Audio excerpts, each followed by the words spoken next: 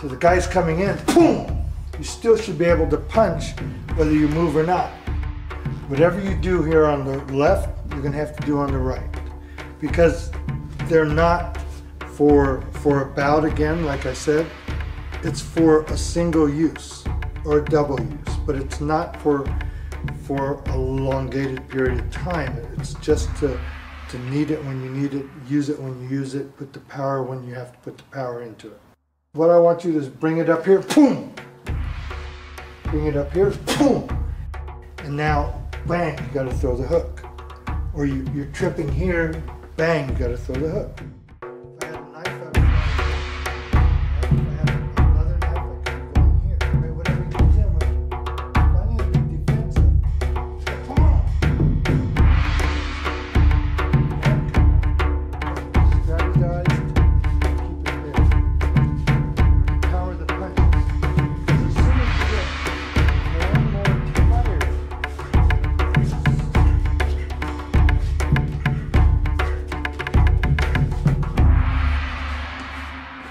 and what happens, okay, good. And what happens, that's the process. Here in Erlangen with Stephen Bullen, and his school is one of the very few that teach both the Wing Chun and Escrima.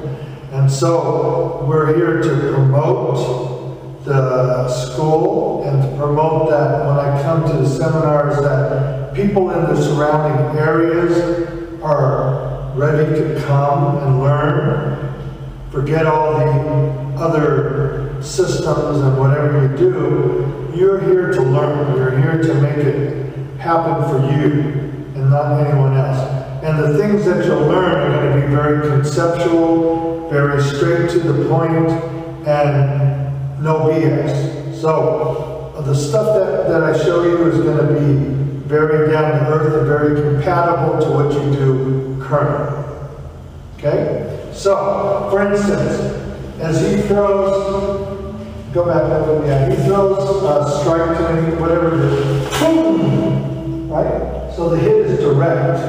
Okay, there may not be any sound, go slow. There may be sound like, okay? That's the sound that you want to have when you're practicing.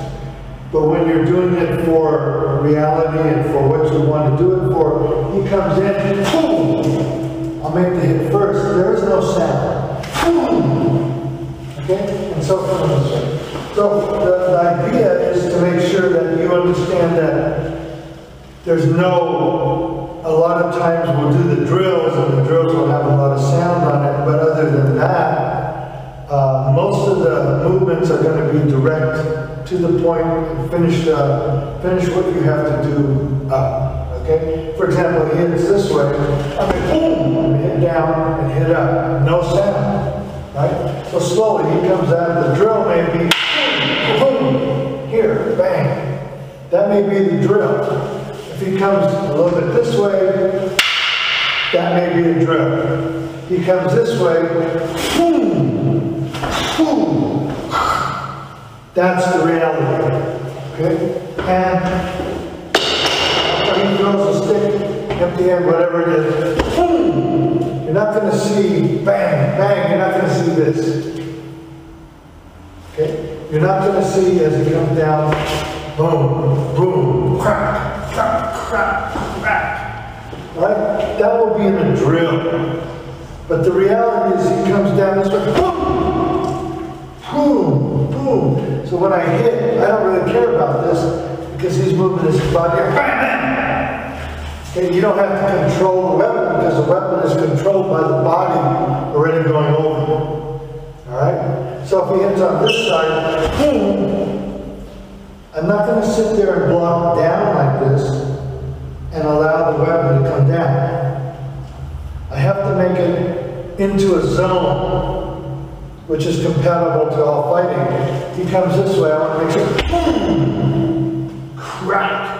At the same time this stick is gathering power, boom! And as soon as I hit him here, he moves, boom! Moves again, boom! Moves again, bang, bang! Okay? So what you're going to learn is the ability to have timing, speed, you're going to understand the distance, and very basically you're going to understand how how to accomplish what you need to get to in a very relatively short period of time. You want to make sure that you survive.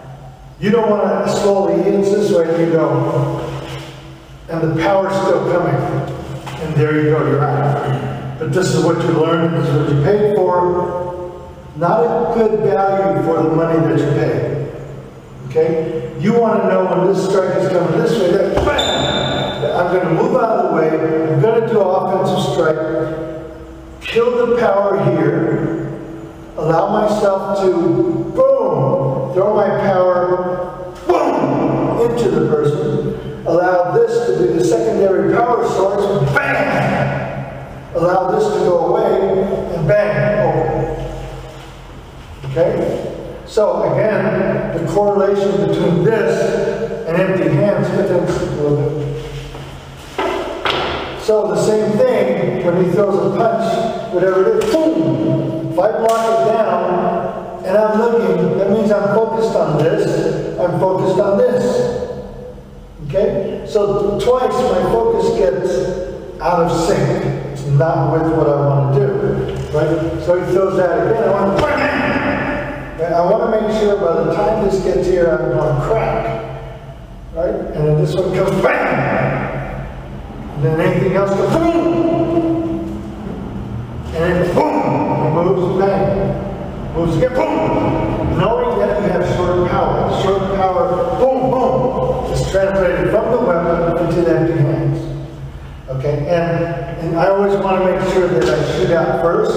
So if he's coming into my hit zone here, okay, and he comes in for the strike, right, boom! I want to make sure I get there first, or get in his area first, where it disrupts his motion coming in, so then I can take care of business with my second shot.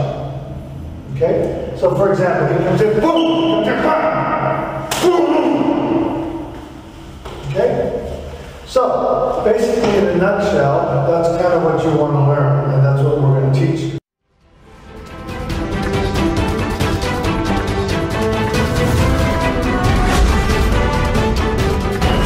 So the guy's coming in, boom! You still should be able to punch whether you move or not. Whatever you do here on the left, you're going to have to do on the right. Because they're not for a bout again, like I said. It's for a single use or a double use, but it's not for a elongated period of time. It's just to need it when you need it, use it when you use it, put the power when you have to put the power into it. What I want you to do is bring it up here, boom! Bring it up here, boom! And now, bang, you gotta throw the hook. Or you're tripping here, bang, you gotta throw the hook.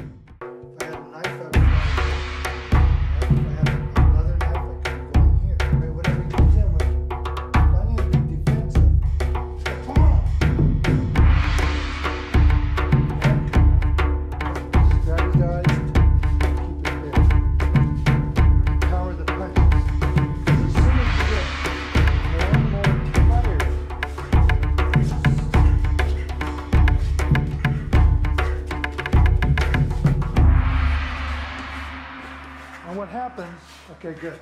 And what happens, that's the process. And if I'm here, right, and I go, there's nothing there. If I go, there's nothing there. I want to be here, bam! Right? So I move it, boom!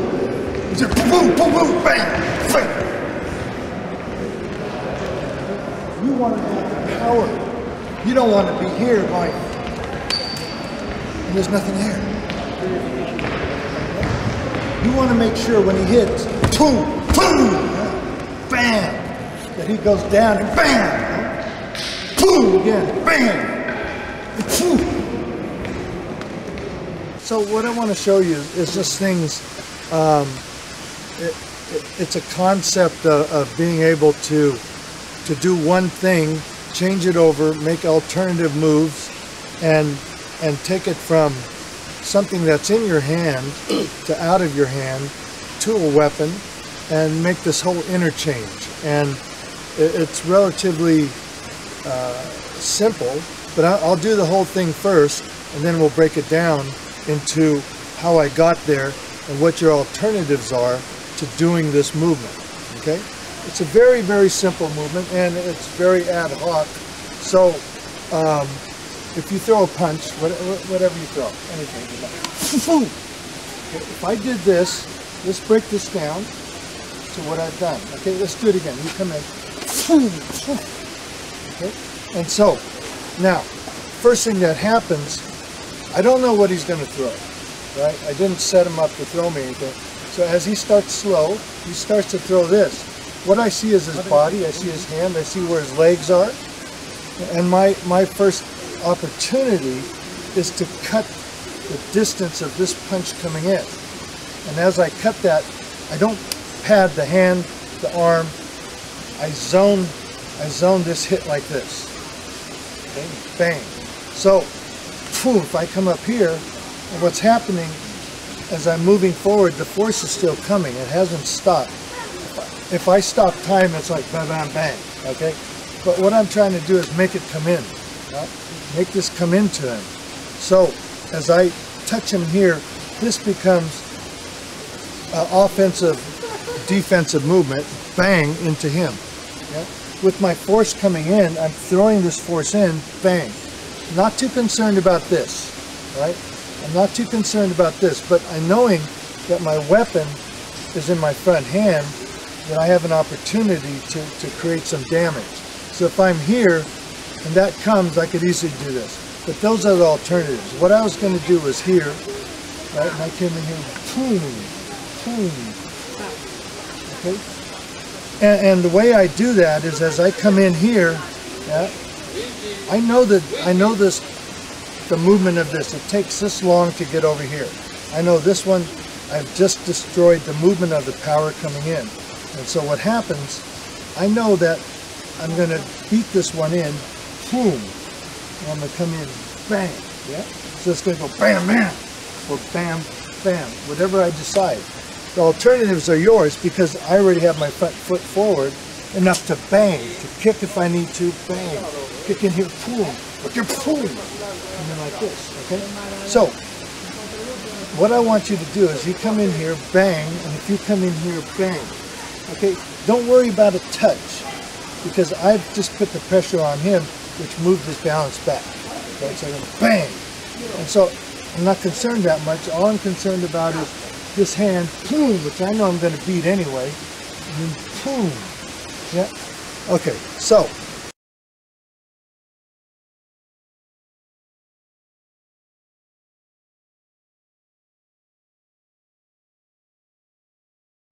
All right, I'm Rene Latosa.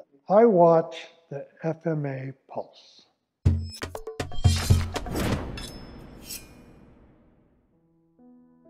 Latosa Escrima, it's a developmental system. It's a progressive system, and it's a system that takes all your attributes and makes you do it better. I've been doing the Filipino martial arts for over 50 years. I started in the first school in the United States in Stockton under Angel Cabales. I was one of the first students, and also I became an instructor. And in that school was a who's who of Filipino martial arts. There was Angel Cabales, Maximo Sarmiento, Leo Giron came to visit, Dentoy Revilar. When I started, there was maybe 2 of us, and it wasn't a class. It was the way they taught was they picked you and you go up and you train. And Angel had Serrada, Max had a knife fighting system as well. Leo had a Largo Mano, and Dentoy was a mix of all of them. The old school training was really on a one-on-one basis always. When I first walked into the school, you know, I knew Angel. He worked for my dad as well as one of the foremen. He said, "Hey, hit me with the stick." I said, "Okay." So I hit him with the stick, and the whole time he was smoking. And I hit him with the stick, he boom, locks me, puts me on the ground. And I said, I like this place. Yeah, this guy has a cigarette and he's still smoking. He's throwing me on the ground. And I said, this is great. I was training with Leo he said, hit me, and he goes, crack, and he hits me on top of the head and almost knocked me out, you know? I was training empty hands with Max. I did a movement, and he goes, pop, like, boom, like palm to the heart. And I went, and they said, you didn't block it. So everything was your fault, and it's good, you know, it's fine, you know? And you have to learn to do it that way. It's not a joke. These guys aren't joking. You know, they're not going to control it and go, up, you want to try it again. So that was my formal training, right? We didn't have these rules where you need to come in, you need to be dressed a certain way and do all these different things. So, you know, you could finish training, have a cigarette. You know, everybody smoked back then. And that was a great price. I thought this was the norm. I knew of no formal training. There was no titles. There was nothing. It was brilliant. We got to do what we wanted, no formalities. I mean, I just came into the formality stuff from the commercialism of martial arts as a whole. I was training for a demo, and my father was out in the garden working, and I said, hey, Dad, I need a dummy to help me train. And he goes, okay. He throws down his gardening equipment, comes down, and I said, come on, be careful, because I'm really good. I have a certificate. I'm really fast, and I can do all these things. And he goes, okay. So I give him a stick, and he goes, why don't you hit me? I said, you know, if I hit you and hurt you, you're my dad. And he goes, no, just hit me. So I said, okay. I threw him a nice little hit, and I felt the stick on my head. I'm going, he goes, well, hit me again. I said, okay. I hit him a little faster, and then bang, I got another hit. And then I went after him, and then he knocked me on the ground, and I said, oh, crap, this stuff doesn't work. Come to find out, he was really, really good. He never told me, but everybody else at the school knew. They just never told me. I think he wanted to give me this lesson in ego. From him, I learned how to deal not in techniques, but in concepts. Making sure that you have an objective, and your objective is to win, and all the things that you do before that, the techniques and all that, are just practices that you go into the real fight with. His combat aspect of really fighting and understanding what combat really is, I didn't know. And I thought I knew because of what I learned and what I studied, but that wasn't all there was to martial arts. So he gave me this aspiration and this idea that, you know, the Filipino martial arts and the martial arts as a whole is not just about movement. It's about the way of a warrior, how he thinks, how he acts, how he diversifies what he does, and how he can react, how he can be proactive instead of reactive. And I didn't know his skill level until I went to the Philippines, and I said, I wanted to learn from somebody who's been an Escrimador in actual combat, you know, and they said, go home, he's there. And they were talking about my dad. So I based the development of the system, because I learned from Angel, I learned from Leo, I learned from Dentoy, I learned from Max, and I learned to diversify my training skills. My dad owned the Filipino community building, and I used to work out there every day. A lot of the old guys would walk by, the old timers, and they would show me things. They would show me this technique and that movement and this and that.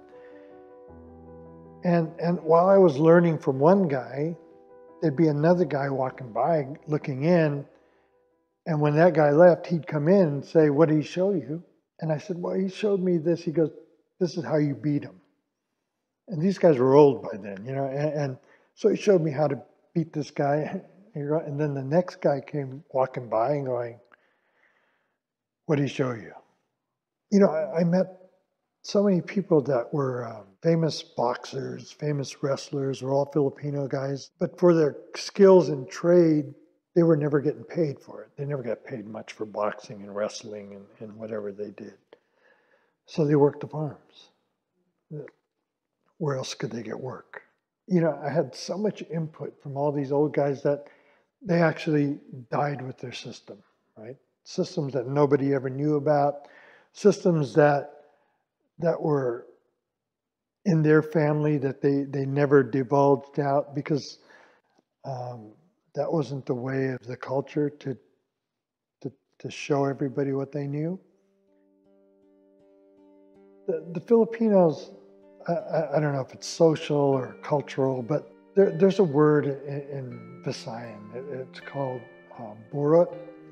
It means that you're exaggerating, your show off and all this kind of stuff. You know, Filipinos are not, they don't show what they do, they don't show what they know, they keep things in.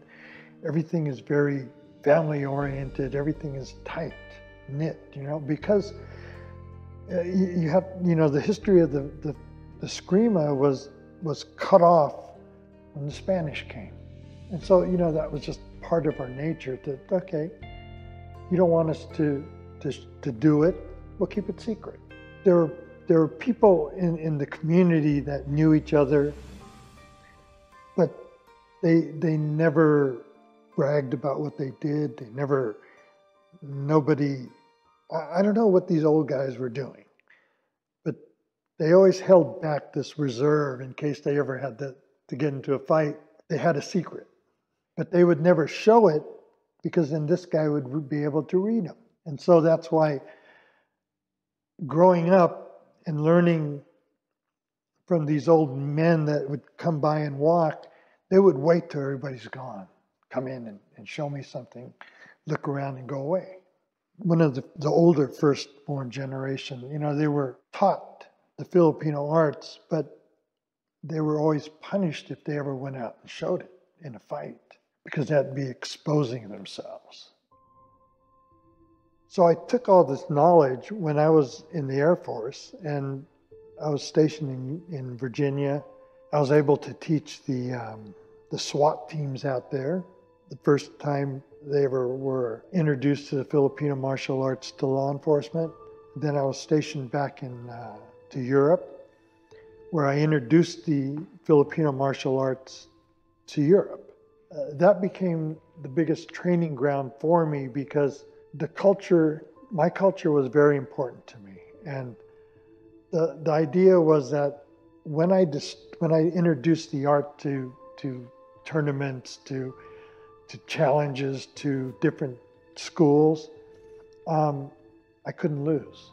If I lost, then that would be the fate of the Filipino martial arts down the tubes. Because I had a guy one time, he came at me in a challenge in Europe, and he had nunchucks, right? First came out and he's going, what do you do against this? And blah, blah, blah. So I had two sticks and the guy was going, whole crowd split up, you know? And I go, okay, boom, threw a stick at him.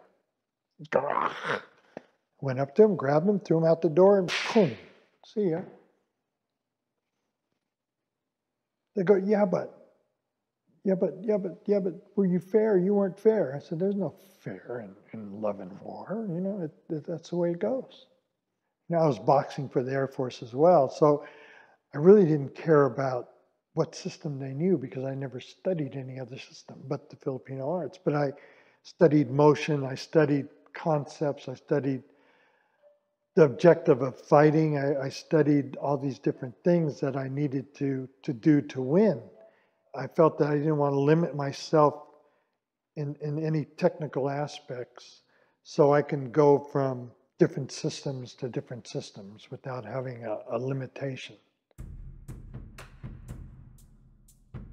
Because I deal in understanding what power is. Okay, there's power, there's focus, and then you have to have balance, focus, speed, timing, and distance as one. And then you have the ability to make a transition.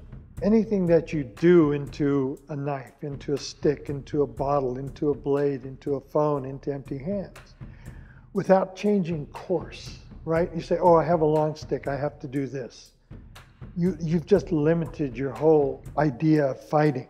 The one thing that you don't know as a fighter in a real fight is I don't know what my opponent is. I don't know how strong he is. I don't know how fast he is. I don't know how good he is. I don't know what his skills are. So if I know nothing and I can only read what he's doing right at that moment, am I to take a defensive stance or an offensive stance? Do I take a proactive approach or a reactive approach? It's a real fight. It's not, I'm going to walk up and we're going to have Queensberry rules and we're going to go boom. My whole objective is to win. I've always visualized that my family is behind me, my kids, my wife, whoever that I love is behind me, nobody's getting at them. And if you take that sort of attitude, it's not going to be a tick, tick, tick, tick, tick movement, right? If you go tick, tick, tick, and you do things that you think that are going to work, that you've never tried out, and your family's gone if they get through you. That's not what I studied the martial arts for. I studied to protect my kids, my wife, my family.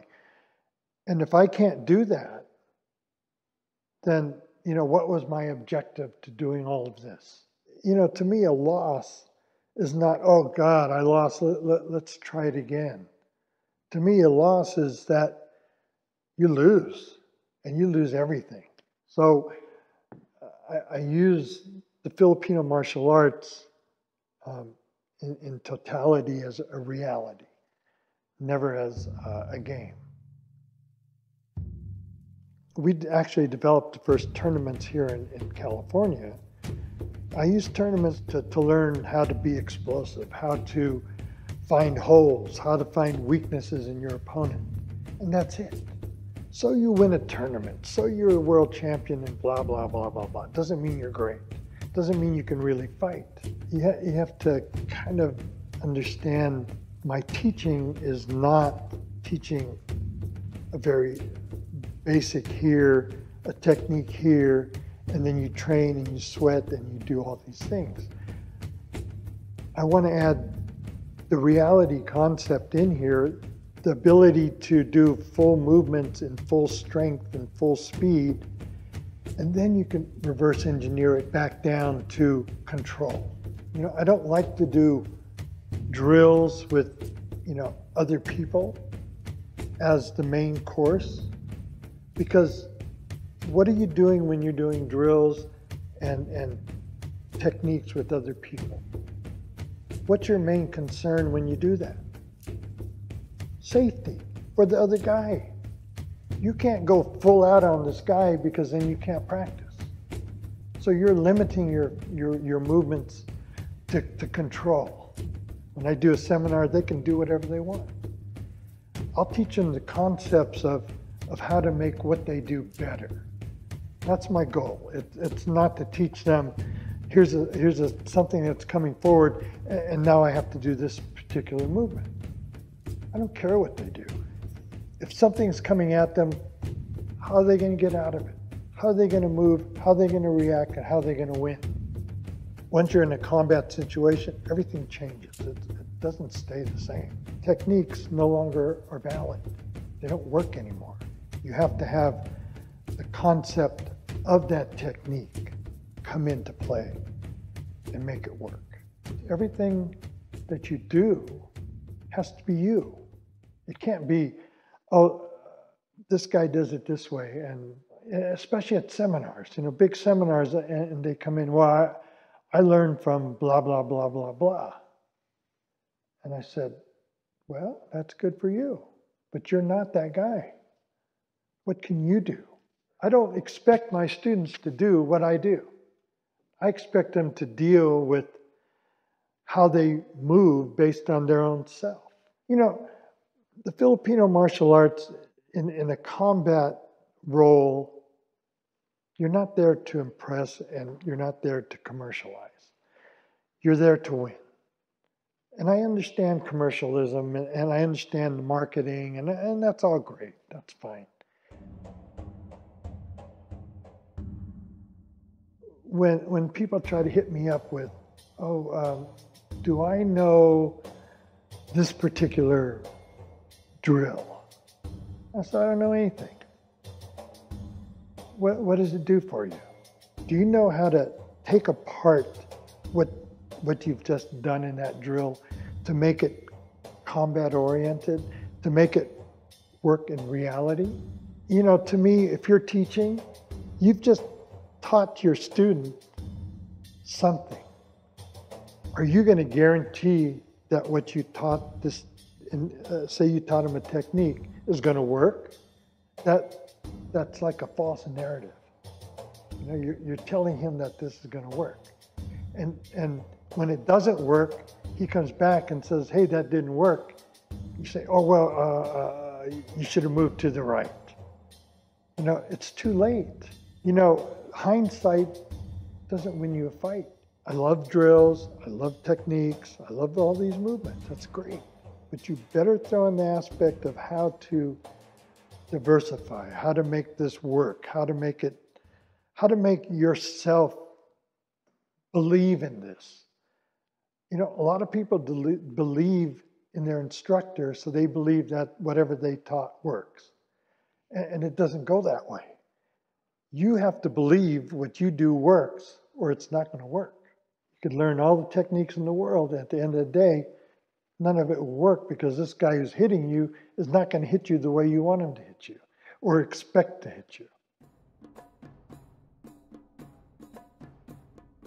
I love it that the generations are getting interested in it. I'm sad that maybe the priorities have changed. It's not based for the ability that it was designed to do. You know, the transition, the transformation of the Filipino martial arts is, to me, was almost exploited by lots of different folks. Because you go into school and they say, yeah, we do Filipino arts.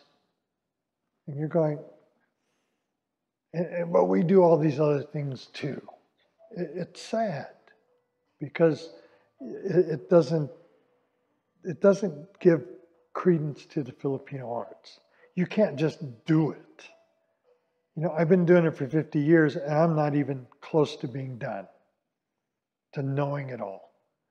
And when you address it like, yeah, we do this, and we do Filipino arts. They do parts of the Filipino arts. They don't do the Filipino arts. They don't dedicate themselves to the Filipino arts to know what they're really studying. Are they studying it or doing drills? Are they studying the art, knowing the art, or are they just doing techniques? Will this work or will this not work, or is this practice? You know, tell people the truth. That's my culture. That's my family. That's my lineage. So I'm not going to give it a quick sweep and say, oh, this is what the Filipino martial arts is. I want to see it continue to be strong, not something that is meant just to draw in the interest. You know, I can do hundreds of demos and do all these things and people go, ooh, and draw them in. But when you get them in, are you going to teach them what you just did? Or the reality is, are you going to teach them the objective of what this art stands for? The cultural values, the objectives of what you do. If you're faking it and all of a sudden you say, oh, now I'm a Grandmaster. I'm a this, I'm a that. You know, those are just titles that never existed before. And to me, I'm not a formal person, so I don't care what they call me. I live by my skills and reputation, and that's it. You know, play it real. Don't mess around with it. And if you do, you know, karma's going to get you anyway.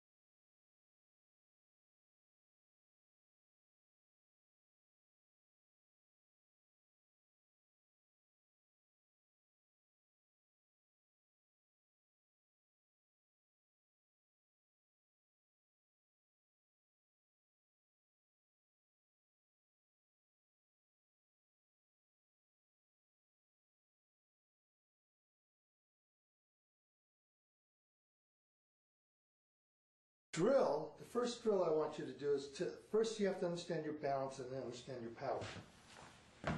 So, with the right foot forward, you take a pad and you aim it with the palm stick.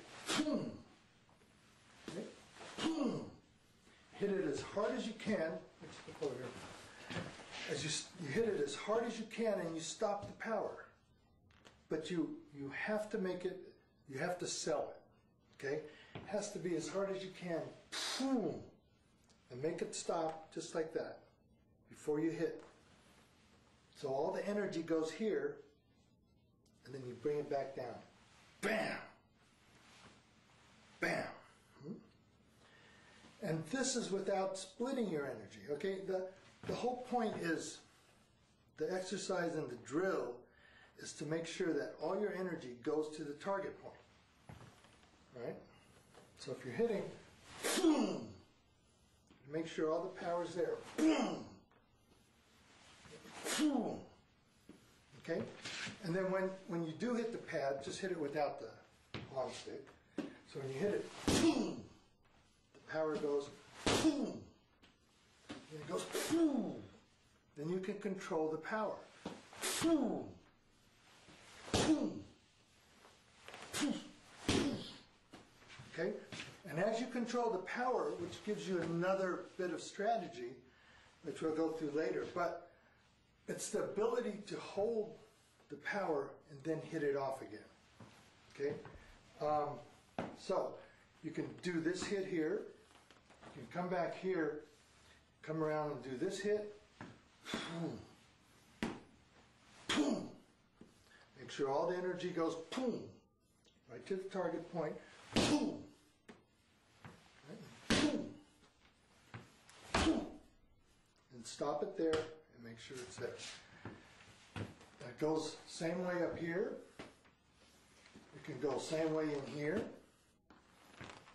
This way. This way. You can go on this side. You can go on that side. So now with the palm stick, and you got to look at the reality of what we're doing.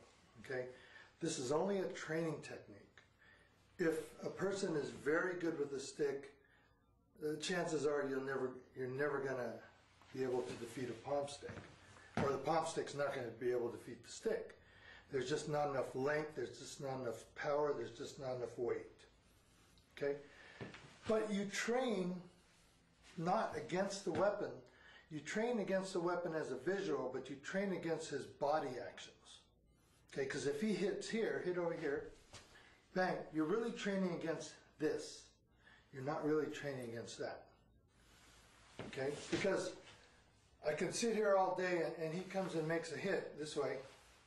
And I do this, bang.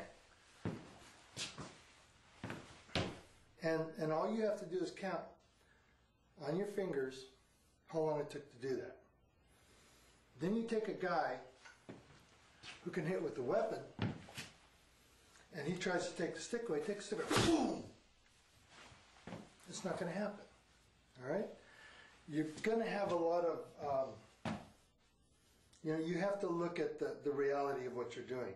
So when I practice the palm sticks, it's practicing against the body of the other person, not the weapon. The weapon's only a visual to know that there is an imminent danger, and the stick is the imminent danger.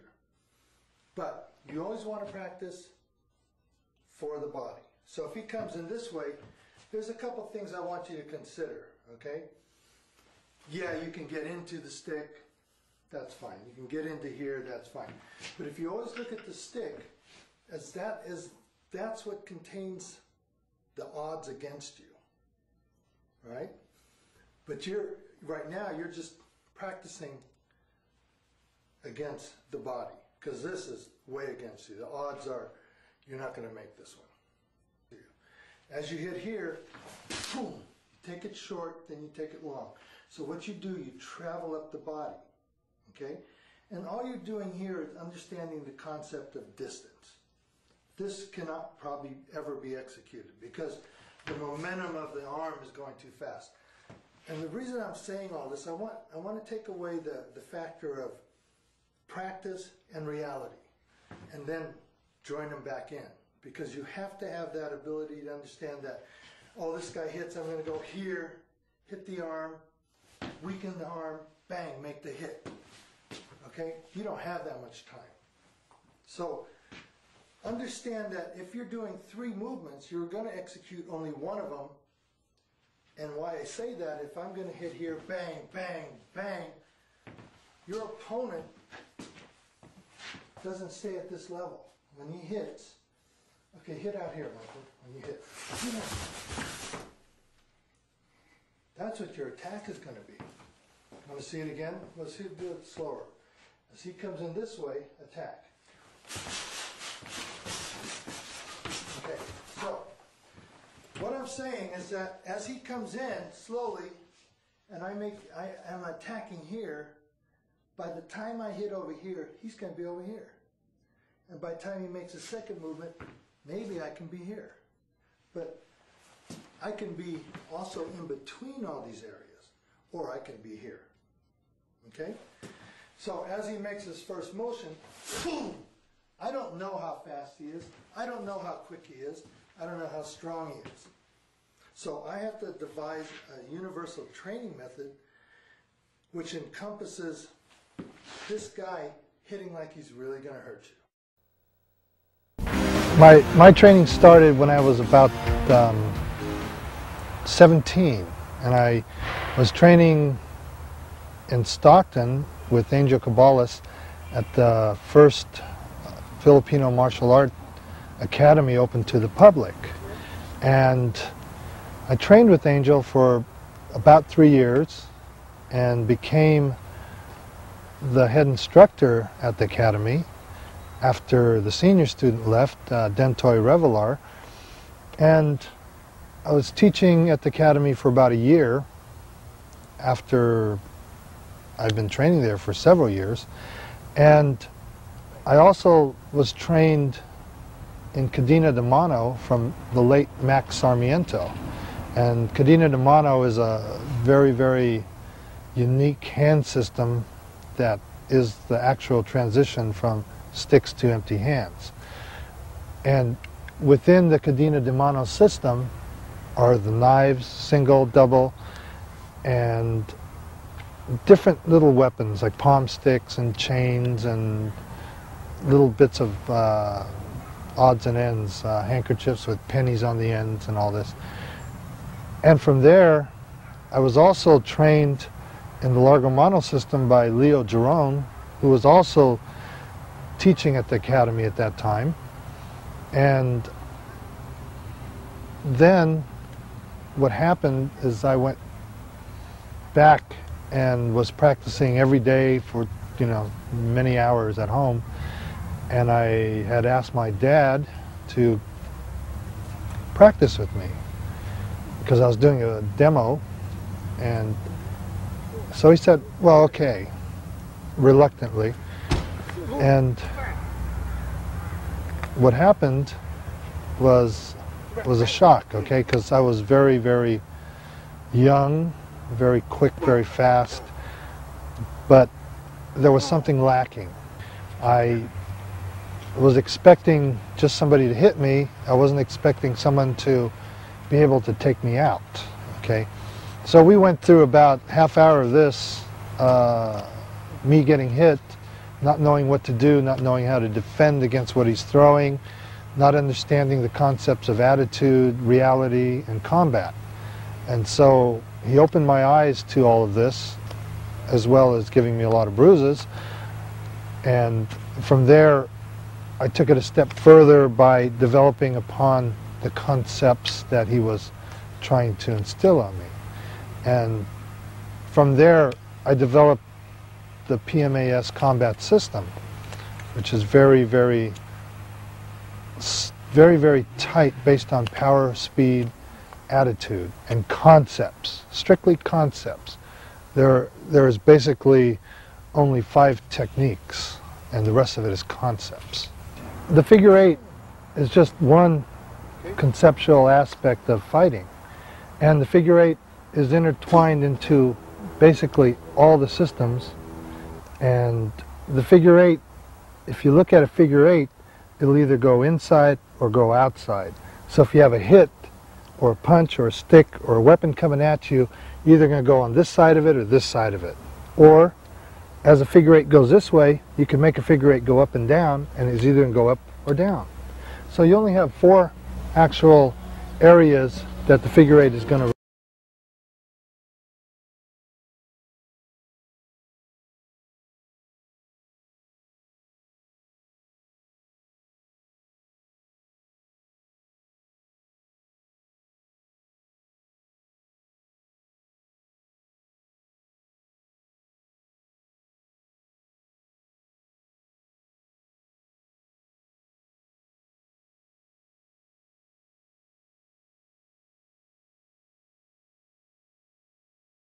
Now we're gonna look at the box. We looked at the box up here, looked at the offensive hit, looked at the structure of how you put the box into someone. Now I want to look at and isolate certain drills that create the power within that box, and create it from basically scratch. Okay, so. One thing that has to happen, if you step forward with your right foot, right, you have to make sure that your balance is here. Just be normal. And if I push it back, then there's no balance and no structure in that movement. But if she pushes her body a little bit forward, her shoulder this way, her hands up, so they define the balance process, and push against this. Okay, turn your hips towards me more. There, now push against here. There you go. This is the balance point that you need to have to execute the box. Okay, you need to be from square one, start from standing position and go into it. Bang. Yes. Okay, so you need to be strong in that one area to make sure that the box executes. And you also have to have the ability to be mobile. But mobile to the point where you still keep centered on the person. So as you come in here, watch. Come in here closer, there you go. Now, if this was like a basketball game, and I'm trying to get around her, and she's trying to cover me and make sure I don't get around her, this is what the box is doing. This is the box as it pushes out to the opponent, right? So if I'm here like this, and you're trying to cover me, go this way. She's trying to cover, right? There you go. Trying to cover, so I don't get through you. There you go. And you can touch like that. There you go. There. Right. What she's doing at that moment is stopping the forward momentum, but not by passing it, by slowly stopping it for that moment and then continuing on. There's not, you just don't stop it and go.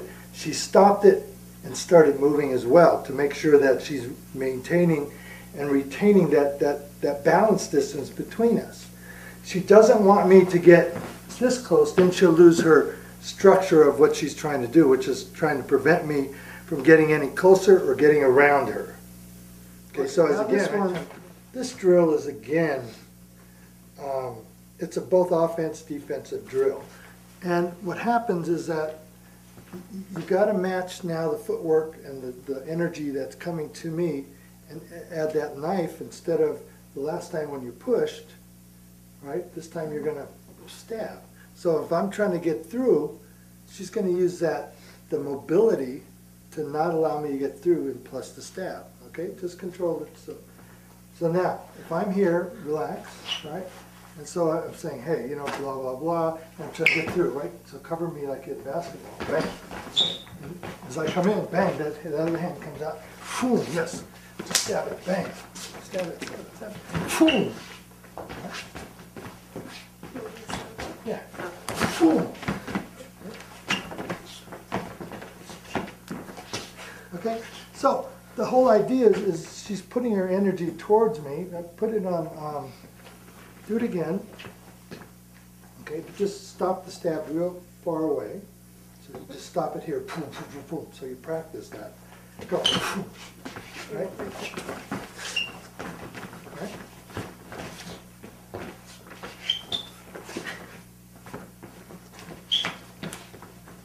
Okay, the point I'm getting to is that here's a novice knife fighter. doesn't know a lot about technique.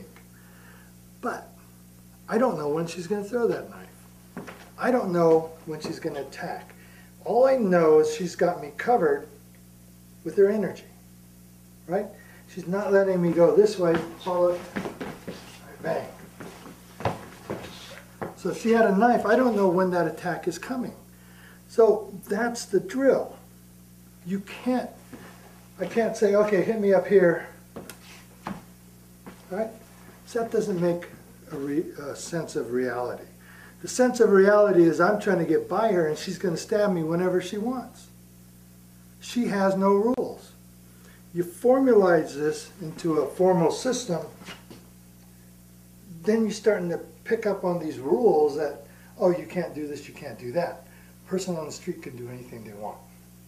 And this is the point I'm getting at.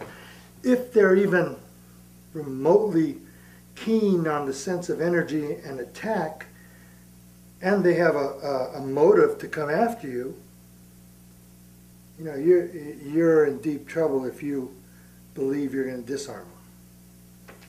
Okay? So, again, I'm trying to get through. And with that knife, and even if she held it this way, and I'm coming and go. See, I don't know when she's going to cut. She unbalanced me because the balance of her structure was going this way. So as she did this way, she came in, even though she had balance. She still came in, and you could throw that whenever you want. But now, just throw a normal cut like this. Just throw it.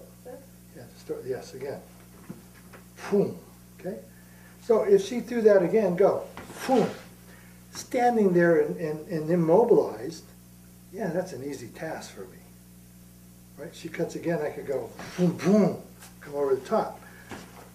But if she's moving and covering my balance, that takes away one element from me that I don't have at my disposal. So at that moment, even if now you're trying to cover me with your feet, bang, okay? I don't know when that was coming, right? And I'm not letting it happen. It's happening, right? And I'm you know, obviously if I had a stick or something else, I'd win. But it's even difficult to win with somebody who doesn't have a high level of skill. That's how dangerous this knife is. Yeah, I mean, we could move like this, and she's trying to get me, pound, yeah. But still, she's got me covered on distance and balance. Right? Because the whole drill, even without the knife, is stopping me like that. Bang! There it is. Boom, boom, boom. Those could be 2 stabs. Now, the sad part is if she had 2 knives, I'm dead. Right, it's coming in. Okay?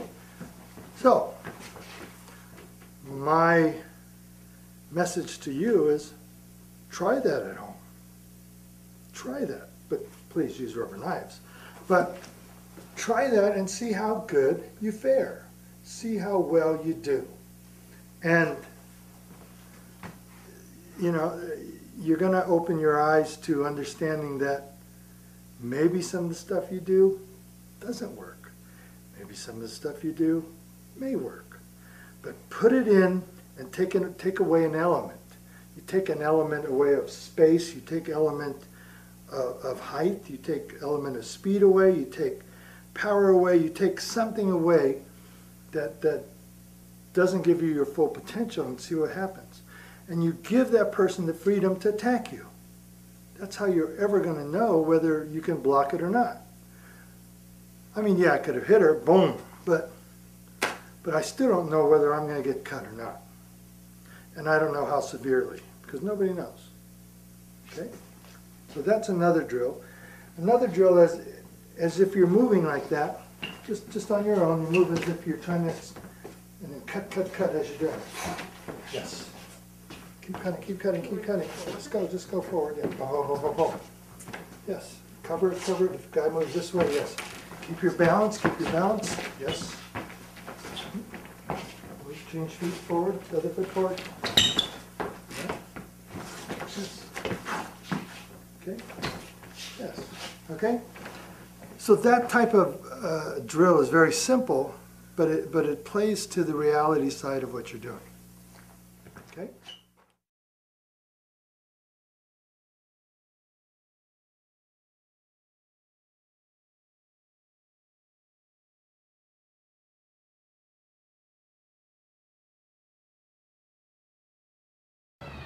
I'm here with Rene Latosa and Bill Newman of the Combat Escrima System. I wanted to ask you something. We've had Rene on the program before, and we're going to get back to him in a minute. But first, I want to ask you how many students you have there in London, England. I don't teach to a hell of a lot of students because at the moment it's not my policy. I'm teaching to about 15 guys as close personal students who I'm hoping will be the future in England. And how many years have you been involved with the martial arts?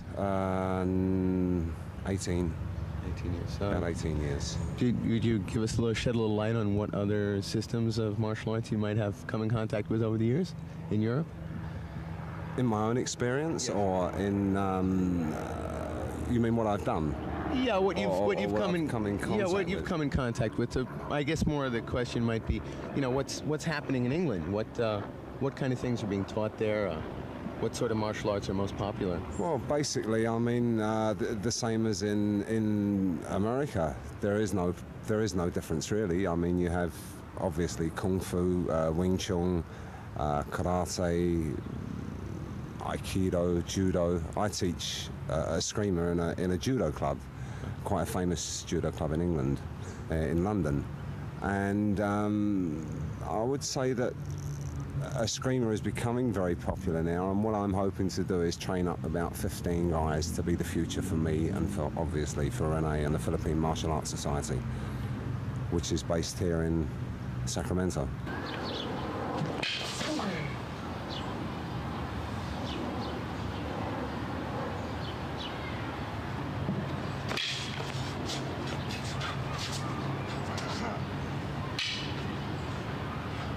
Let's find out about the Philippine Martial Arts Society from Mr. Latosa. Okay, how long has it been in existence, and what do we hope to see of it in the future? Well, actually, the PMAS started in London. I was stationed over there, and I took Bill and another instructor of mine named Brian Jones as two personal students, and we got the system going over there. We got the organization started over there, and that was quite a few years ago. And then we took it to Germany with Kernspec.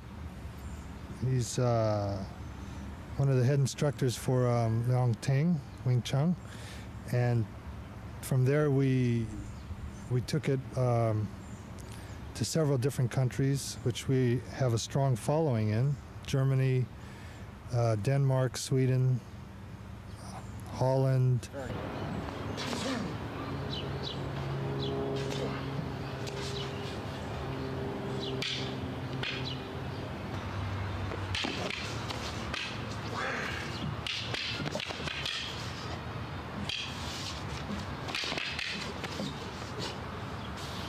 Seventh country I've visited in the last 6 months. I'm obviously Rene's not agent, but I mean I'm his courier, if you like, his emissary. I've been to Sweden twice this year, Germany twice, Holland once, Denmark once, obviously here now. I spend perhaps one trip a month going to the continent, obviously the European continent, to make sure that Rene's students are practicing correctly, doing exactly what he wants. So basically, although Rene's here in America, he's actually everywhere because he tells me what to do and I tell them what to do.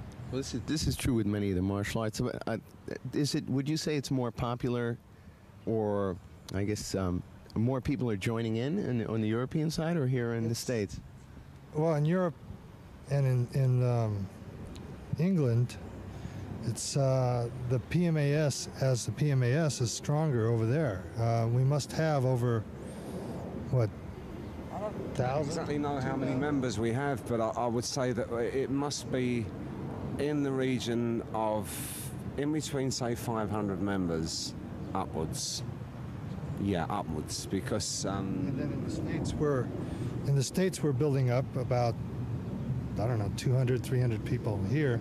And those are solid practitioners, you know, it's not people who say, come on in, join, and then see you later. These are continuous students. So we have a very strong organization now. You know, it's international now, and it's very, very strong. So you actually started this in the service, when you were in the service? Yeah, the organization, yeah. Air Force. Air Force. Air Force. And did you study martial arts in the Air Force? Did they have any training available for people there? Or? yeah, I did. I taught. Oh, you taught? You didn't know, of course you didn't study. They said, oh, we got a guy who knows martial arts. Let's have him teach some people. Sure. Okay. So I was teaching there, and I was teaching in London. And, you know, in the beginning, the first 2 years, I had about 2 students. And that was Bill and Brian, you know, until we got stronger, and I was able to press on the concepts of my system, you know, which is different than the other ones, because I developed about 3/4 of it myself. The interactions of it, the angles, the power, the attitude, and the essence of combat and reality.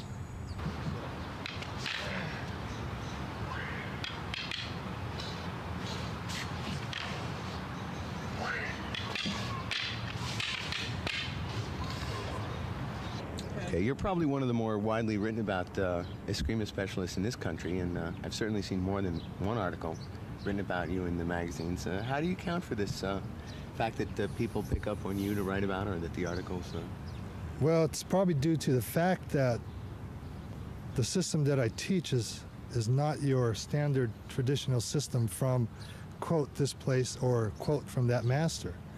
Okay, the system that I do and the things that I do are from the standpoint of reality, combat, and the teachings that I've gotten from my father.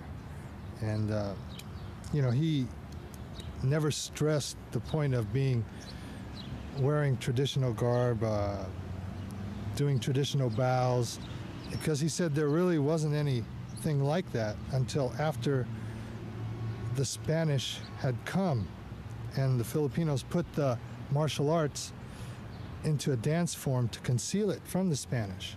But prior to the Spanish arrival, the systems were taught on a one-to-one basis for survival, for warriors, sons of warriors, and they weren't put in any form text. They weren't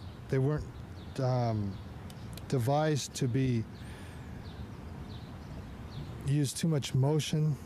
They were direct and to the point and powerful, and you end it.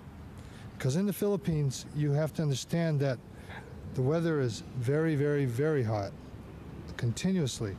And if you're practicing a lot of twirls, moving 50 miles an hour on your footwork, you won't make it past 5 minutes. It's just too hot. So the way they practiced was they'd get out, do a couple techniques, go back and rest. And it's just too hot to continue to work out. Even in the shade, the humidity will get you if the sun doesn't. And that's the way I was told it was done, and that was through other old-timers, not these well-known masters who have you know, went public, but guys who were strong fighters, street fighters, just real tough old men that knew a lot about fighting and never confessed to be a master, because once they let out or let it be known that they know something, they've slipped part of their winning edge. Because if the guy doesn't know you know anything, you've got the winning edge. Because when you blast out of it, then, you know, you got him by surprise. Okay, now we're going to go into a little bit of punching drills that that demonstrate the short power, then we'll go into application. Okay, so if he has his hands up, anywhere you want, it doesn't matter. And what I'm looking at is the ability to translate these short hits from the weapons that we were twirling with, that we were moving with, and make them come alive with short power, okay? Have your opportunity available to you at this range, right? Instead of like, for example, he comes in, just come in, bang, and I'm right here, and I pull this back to hit. I lost my opportunity, right? He comes in again, and I'm like, here, bang. My opportunity should have been right here at the short distance, but I took it back to make the punch. So that's what I'm saying. You could lose opportunity if you're not aware of what this stick does. So I'm right here, and he comes in, bang, crack. And even if that one keeps going, boom, boom. Huh? The movements are there. The techniques are there. You just have to apply them properly, okay? So let's drill some. Just very easy. We'll do it after a hit, right? He's here, for example, I make a hit, right? Okay? Now, I don't know if you can, let's go this way. I make a hit. Okay? So I'm here. Now I need to create power from here to here. So how do I do that? Okay, I just boom, boom, boom, boom, boom. I just twirl. My stick is up. So in order to hit down, I have to turn my hand down. Instead of just turning my hand down, I flow it with the rest of my body. So I'm here like this, and then boom. So I just made that movement. And what I want you to do is just think, if I'm here, even if I'm going to hit this pad, and I hit it boom with this one. Now I want to create the short power here. Not that the target is always the same, but I'm just showing you that the body relationship and the stick relationship needs to boom, needs to come in there. Okay? It's like I'm coming in going right here and then boom. Okay? Now those don't hurt until you get hit with them. Okay? So you got to understand that these are not soft hits. Right? And the shortness again, by going here and boom, you're making this spin torque, but you're going forward with it, right? Boom, boom. Now I'm just using this one target space, but you have to, when you do these drills, put them everywhere. I'm not going to show you all the drills that you should be doing. You need to be creative and innovative of how you do the drills and how you want to train yourself. For example, if I'm hitting hits up here, and for example, this one hits here, bam! Okay? Now, this one's coming in, I always want the short power here, which means I just went bang, bang. Okay? Comes in bang, boom. And you got to feel yourself coming in because this isn't your only hit. This is. So if I do this and I do this, what happened to my body? I split the power because it's way back here. When I'm teaching a class, I tend to look at everybody, right? And I don't teach them all in a group. I teach them maybe a concept, and then I look at each individual, and everybody is not built the same. And so not everybody can do exactly what I do. And my whole point of teaching is to always stress I don't want a lot of clones. I want people to maximize their individual, their attributes that are heightened. If one guy is really fast, we could be working in a group. I'm going to say, hey, you do this to accentuate your speed. You over here, you're not as tall, but you're stocky. I want you to accentuate your power. This other guy, or if it's someone who's not as strong, I want you to maximize your power by dropping your weight and coming up. And I show them all individual ways of how to maximize what they do. They go bang! very, very understandable and still relates to the idea of figure eights. Okay? All right. So, as he throws a punch, it's going to be boom. Same thing. 1, 2, 3, 4. That's the concept. Okay? As he throws, boom, boom. Okay? It doesn't mean that slowly that I'm going to go 1, 2, 3, 4. Okay? As I move forward, the position of the hands and the point of contact changes. Okay? And what I want to be is able to adjust to the movements. For example, if he throws that first, I went bang, and I stopped him here. My second hit can be here. Okay, it doesn't have to be up here. Okay, because I'm still going 1, 2, 3, 4. So if I made this hit, bang, boom, that's still half of a figure eight. Okay, so just bear that in mind when I'm doing these. Okay, so I'll do the first one again slowly. 1, 2, 3, 4. Okay, and on the inside, same thing. Okay, as I take the two hits here, I can adjust that to make it go. Okay,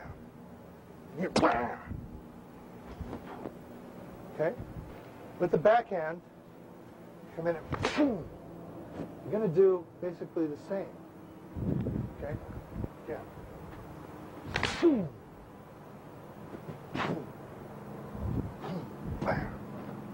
Okay. Punch to the center.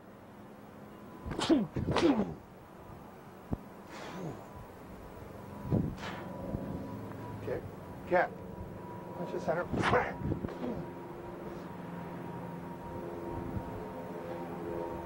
Okay.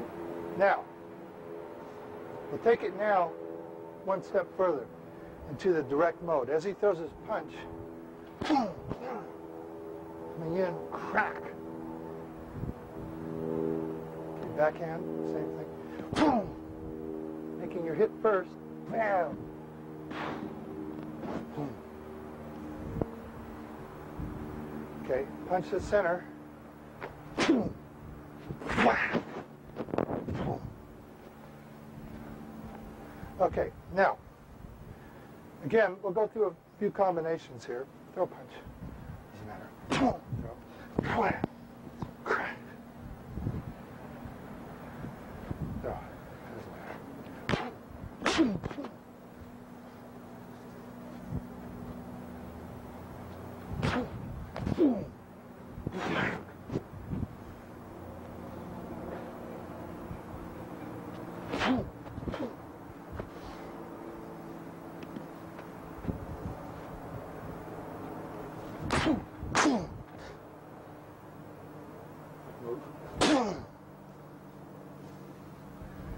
Okay, as I said before, the so what theory still applies.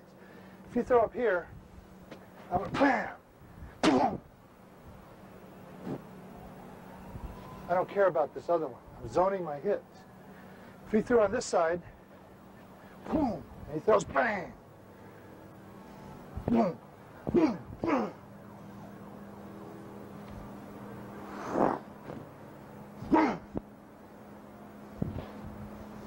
Now we're going to go into double.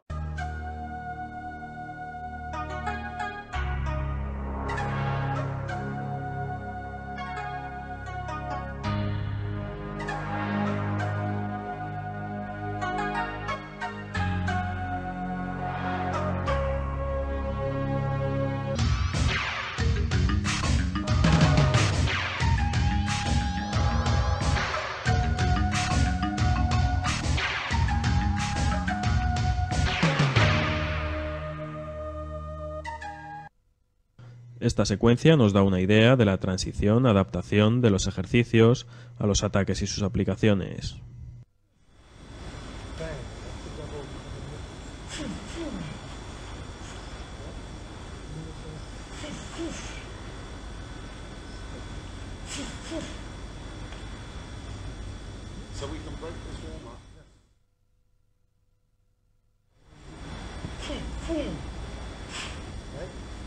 again. You come in again. That's also done. Right? Yeah. So then, as I come this way, as he attacks me here, it's also done. Comes under here, it's still the same. Right? This way, still the same.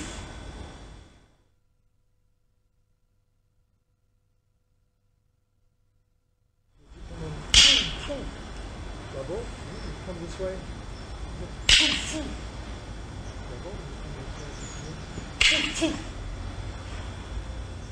this way here. Come underneath. Nice, huh? Then, slowly, as you come this way. Come in one here. Come this side here.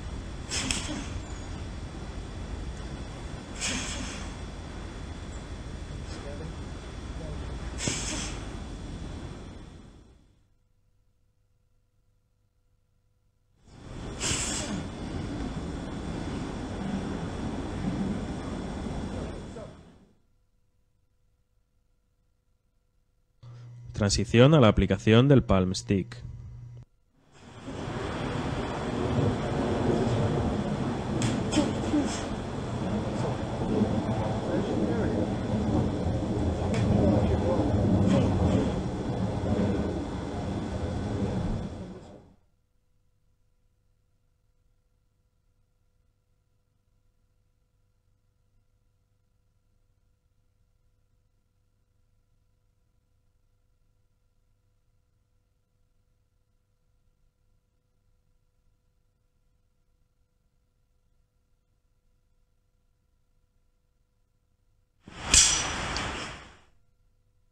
Transición a la espada.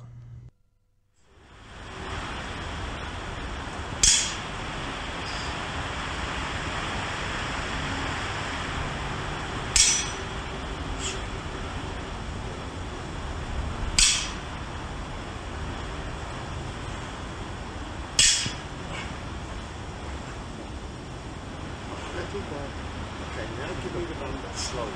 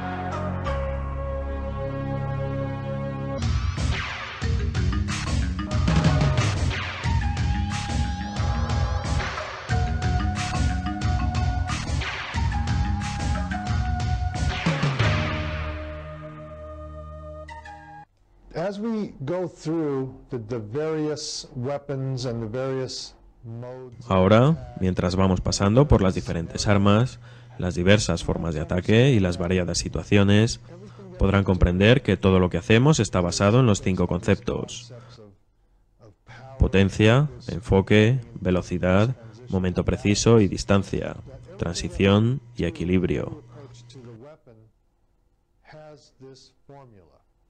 Entenderán que lo que hacemos en cada forma de utilizar el arma tiene esta fórmula.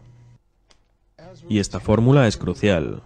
Cuando tomamos por separado cada una de las partes individuales de estos 5 conceptos y las aislamos, al juntarlas de nuevo se hacen mucho más grandes que el conjunto.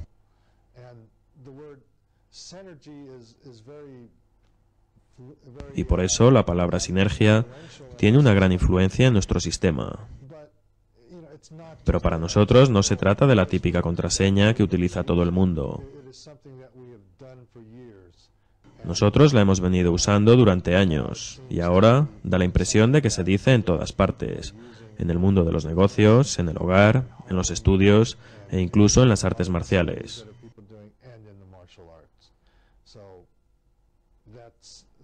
Es algo que define nuestra forma de enfocar el arte y esta manera de pensar nos permite salirnos de ciertos límites de la metodología tradicional, a la que generalmente se encuentran atadas las artes marciales filipinas. That are normally attached to the Filipino arts.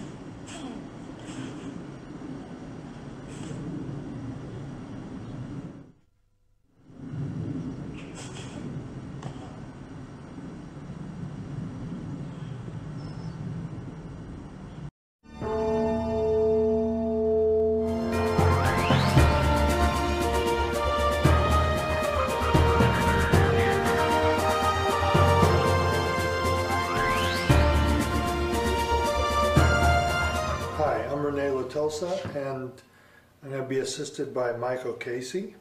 We're going to be doing an introduction to using the palm stick.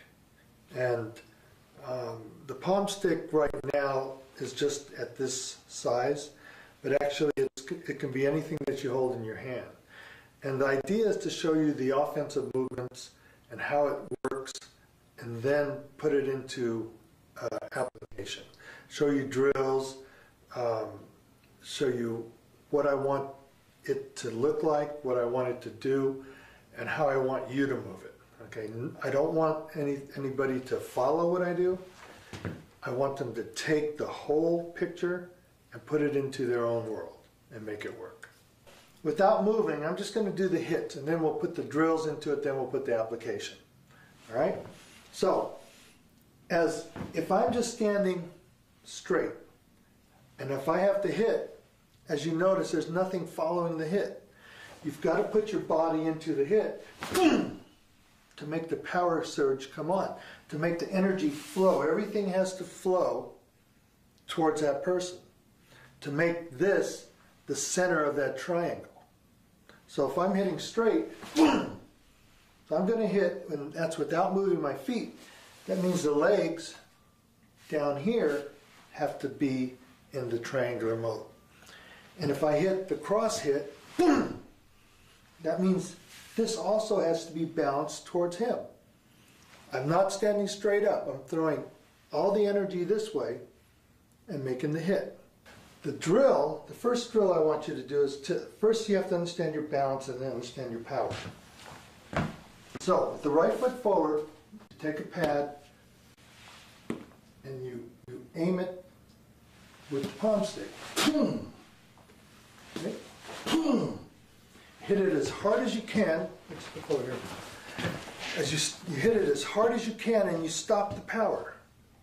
But you have to make it, you have to sell it. Okay? It has to be as hard as you can. And make it stop just like that before you hit. So all the energy goes here, and then you bring it back down. Bam! Bam! And this is without splitting your energy. Okay? The whole point is, the exercise and the drill is to make sure that all your energy goes to the target point. Right? So if you're hitting, boom! Make sure all the power's there. Boom! Boom! Okay, so what I'm saying is that as he comes in slowly, and I'm attacking here, by the time I hit over here, he's going to be over here. And by the time he makes a second movement, maybe I can be here. But I can be also in between all these areas. or I can be here. Okay? So as he makes his first motion, boom! I don't know how fast he is. I don't know how quick he is. I don't know how strong he is. So I have to devise a universal training method which encompasses this guy hitting like he's really going to hurt you. So start out with, he makes a hit up here, and normally, boom! That's our movement, okay? Nice and slow, he comes in, and I'm going crack. And this doesn't come back, this doesn't go up, this doesn't go down. It's an interference strike, and what happens, I'm going boom. And this doesn't go off to the side, it goes directly to my target. So as he comes in, boom!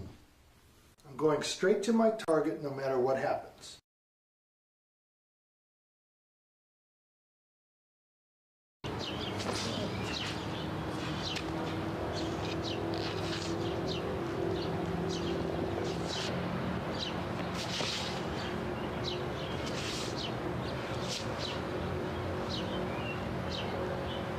We're talking about a country that has, what, over 1,000 islands or 10,000 islands? 10,000 separate little islands. No, and off of each island, conceivably another style of martial art might have evolved.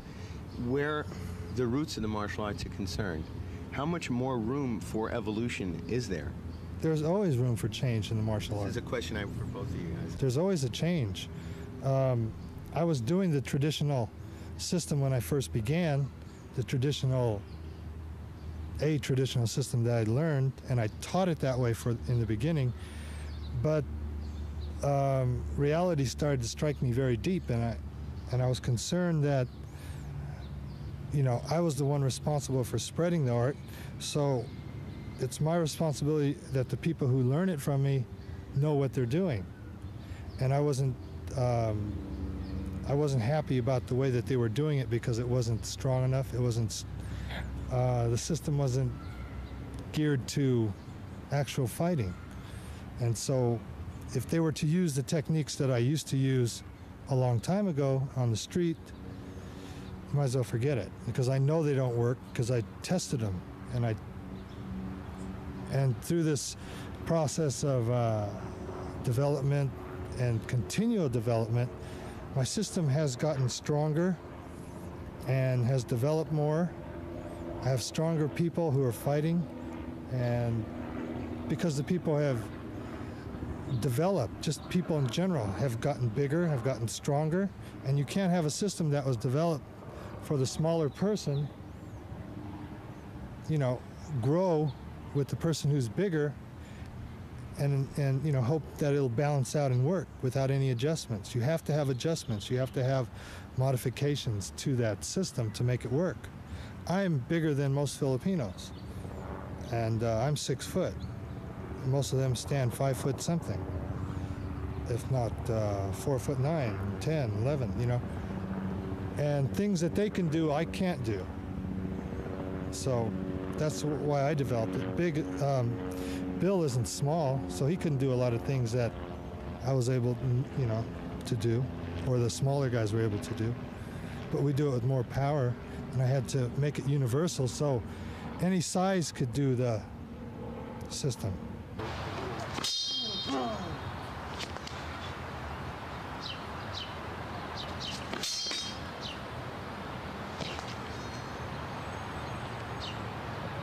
Bill, again, where the roots of the martial arts are concerned, how do you feel about is there much more room for evolution in, say things like Wing Chun or Judo, or in this case Eskrima? Obviously we know there's definitely room for evolution there. Do you see that as a martial arts wide conceivability, that the Japanese Goju may change and the Wing Chun may change? Yes, I mean, since I've been doing Eskrima with Rene, since I first met Rene, it's changed out of all recognition. I mean, I've been with Rene since 73, about 73 when I first met Rene. And in that time up until now, it's changed. And I felt it changed. I felt it changed for the better. I've seen perhaps Judo now. I mean, if you're talking about Judo, I mean, what are you using it for? If you see Judo guys who are really training hard for contest, not for pleasure, not for fun, not for recreation, but training purely for pleasure, there's a hell of a lot of brute strength. They're bigger, they're stronger. You're getting separate branches where some of these guys are just doing it to win. It's the same problem you have in athletics now. People are prepared to die just to win. They've asked them what would they do concerning drugs. Would they be prepared to take drugs and perhaps shorten their life by 20, 30 years even, and to win a gold medal? Yeah, sure. Things like steroids and such. Sure, and I mean, you're looking at some of the judo. I mean, it's obviously they're skilled, but it's a totally different concept to people going out for recreation to enjoy themselves. Difference between amateur boxing and professional boxing, I suppose. It's both boxing. Where it will go, I mean, you can always go another hundredths of a second, like in athletics. It's always going to get faster. It might come down to hundreds of seconds or 10,000ths of seconds, but it'll always go on and it'll always progress. I think you'll find the way things are at the moment that you're getting two schools of thought in everything. You're getting Aikido is going back to either completely traditional, non-competitive, or you're getting completely competitive. You're getting karate where it's traditional with kata, lots of tradition, or you're getting guys who are really going in and giving it full contact. I think it's going to split up. I really do believe that there are two branches, or there will be two branches in the future. Again, as I said about Escrima, you're getting combat Escrima where people are going out and deliberately trying to do it for their own benefit, for the feeling of combat, for safety. And you've got other people who are going to do it more for tradition and more for recreation.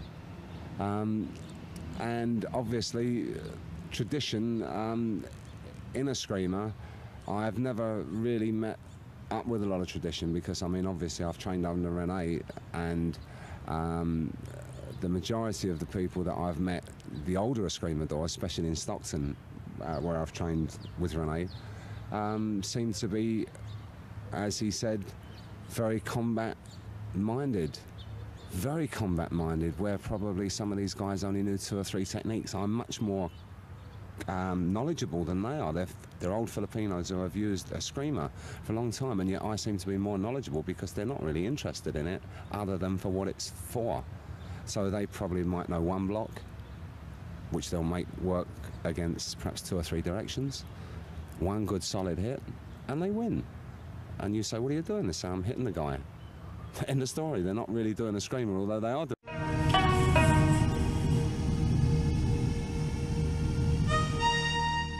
This tape previews a small segment of the entire Latosa Escrima system.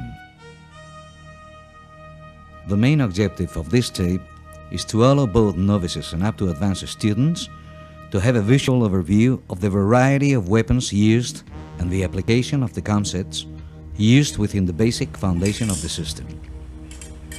Let me impart upon the viewers that this is not a training tape, but a collage of various techniques utilizing the Latosa Escrima concepts of power, timing, focus, transition, and balance as the driving force. For the novices, I want you to come away with the understanding that these are levels you may one day want to achieve. For the advanced students, I want you to see exactly what we're always stressing in our teachings and come away with the ability to know what we are doing rather than looking like we know what we are doing. This brings us to the sum of its parts is greater than the whole. I hope you enjoy the tape as was made for your visual and intellectual enjoyment.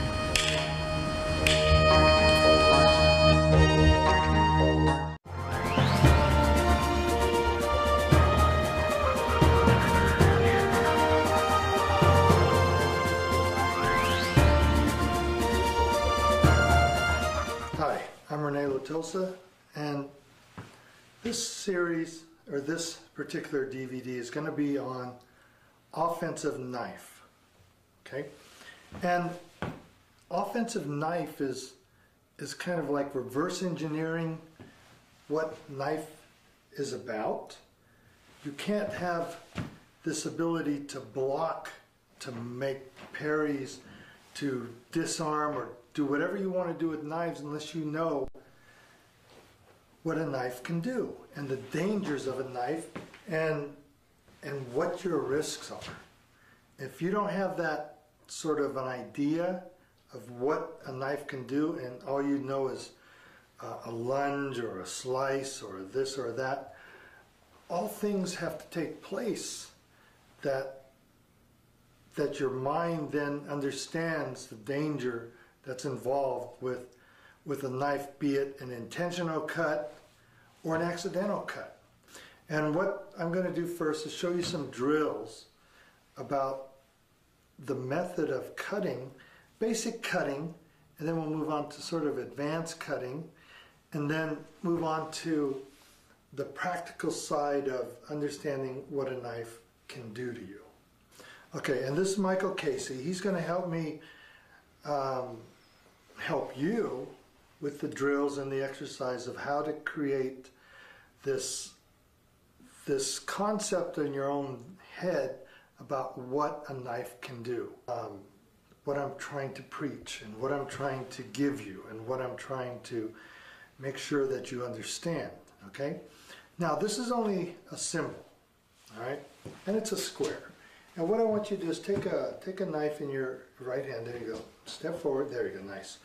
Now, what I want him to do, all right, first thing I want him to do is cut in to the center and pull out. Cut into this center and pull out.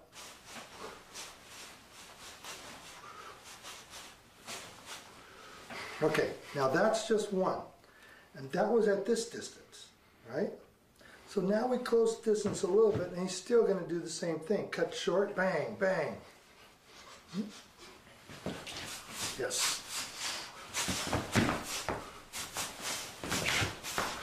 And then if it comes in tight, just back out. Okay? I don't know what people are going to throw at you and I don't know how to tell you to block it. But I'm going to tell you how to offensively not allow anybody to take your knife or take your weapon. Because my idea is that if you have a knife and you have to protect your family, protect your loved ones, anybody behind you, you better know how to work that. My concept of how to use a knife and how to use it offensively, okay? And I didn't throw in defense, and I was hoping that I was making it quite clear that defense is like 1% luck, especially against a guy who knows what he's doing with a knife. So all we can do is all I do with my students is make sure that they understand how to offensively use the knife, know what the dangers are, and know what the particulars are, and make sure that they don't get caught up in some movement that's going to get their arms cut and them killed.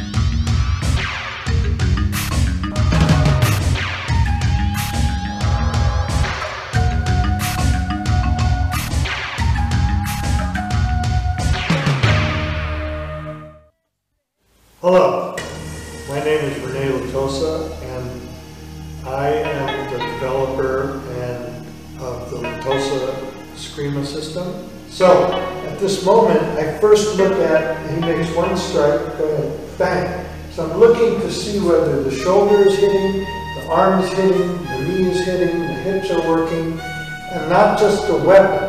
What I want you to do is take a step and make a hit. Okay, go. Okay, again. So as you make a step, you make one hit. Now the momentum is carrying the hit. Just make short circles like this, longer circles, and longer circles. So what you're doing, you're controlling the distance from you. Okay? So you're going boom, boom. So you change the time, and his reaction is to the first movement. And what you've done, you didn't strike to the second. You didn't circle back. That means bang. You could be open. Just look at this opening he has here. But if you circle right here, bang. He's covering his ground. He's covering his face. He's covering his motions. He's keeping the integrity of that hit straight all the time. So when he hits, all this is what powers him. Whether it's the weapon in his hand or not, the structure is sound.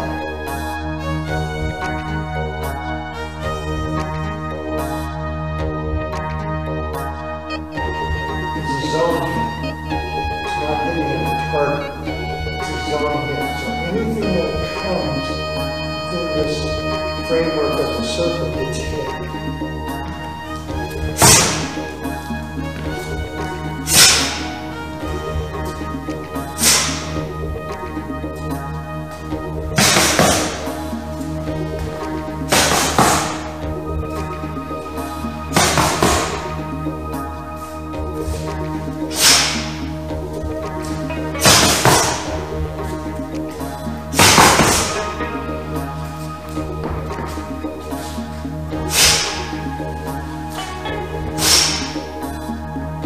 Structure of your body, it's the foundation of what you do, it's your intent, everything is here, bang, right? Bang, bang. So with one, it's an easy route to go here to here.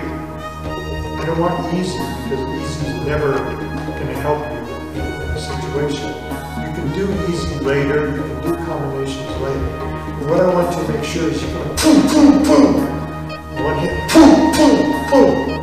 You're in control of that hit. I want you to take short steps, long steps, and back, so you control the distance forward and back.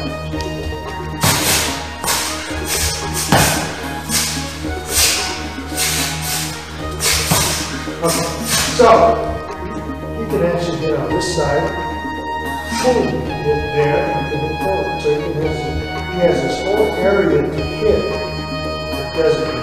Okay, right. Boom. Yes. Doesn't matter where he steps.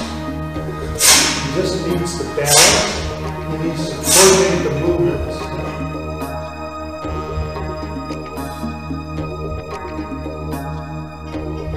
The formula is set. You have one step, which turns into many steps. You have airspace, which is here to here, all circular. You have airspace that you're covering the width, which is here, here, here, here. And you're throwing the power in and the steps into every one of these. So your combinations are almost limitless.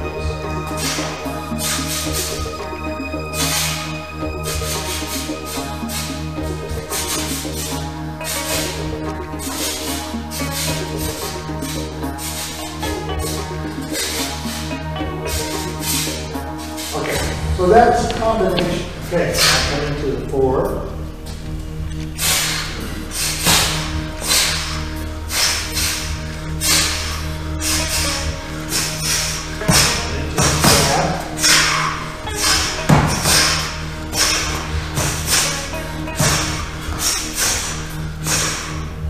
Okay, as long as you know the structure of the motion, right?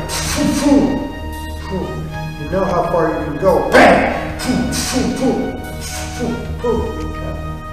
You know that the structure is covering the whole airspace. Boom, boom, boom. So as you do this, you understand that there's so many variations of hits that you can do. So now you're covering this whole area.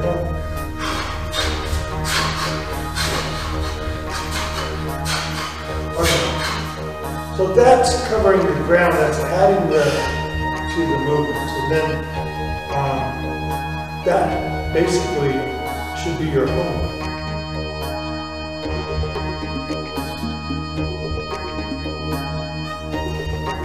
Okay, so now we're going to go into some techniques.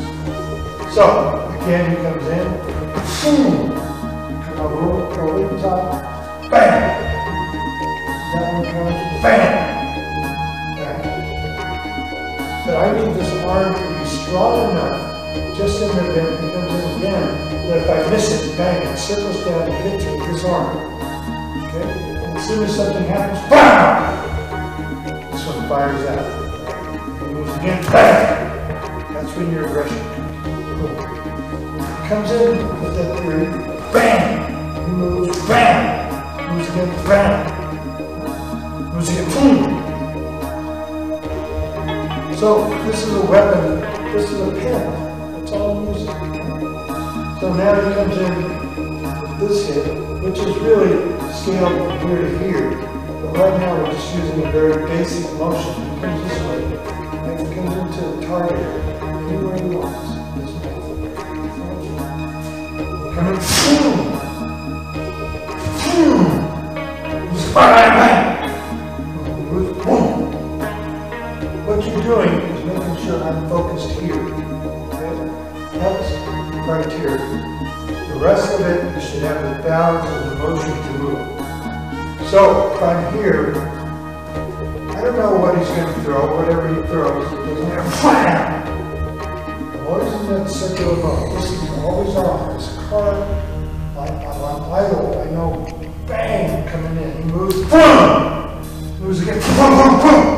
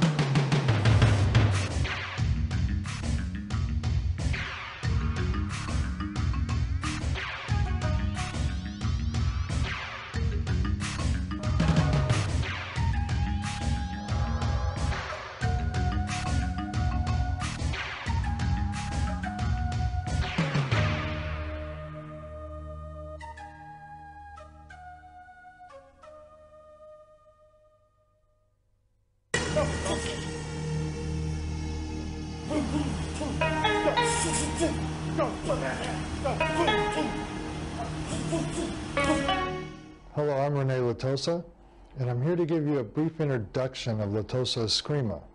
Latosa Escrima is a very, very sophisticated Filipino martial arts system, very simplistic in its method of teaching and structure. The whole concept behind Latosa Escrima is exactly that, is to isolate certain concepts to make it validate the techniques that our students are doing.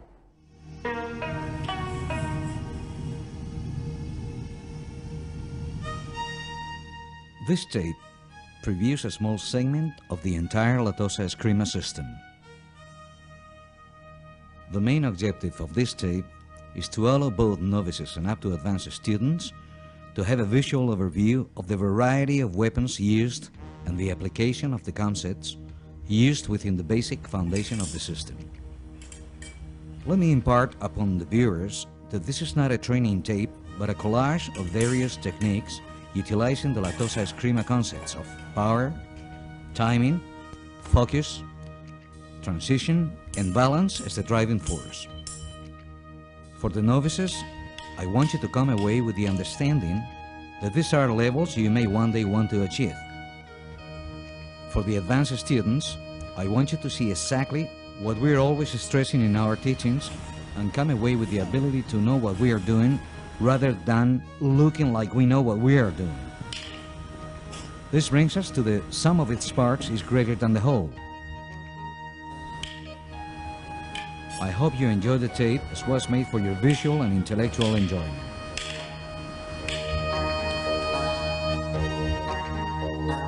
As simplistic as that sounds, Latosa Escrima is a very, very complicated system.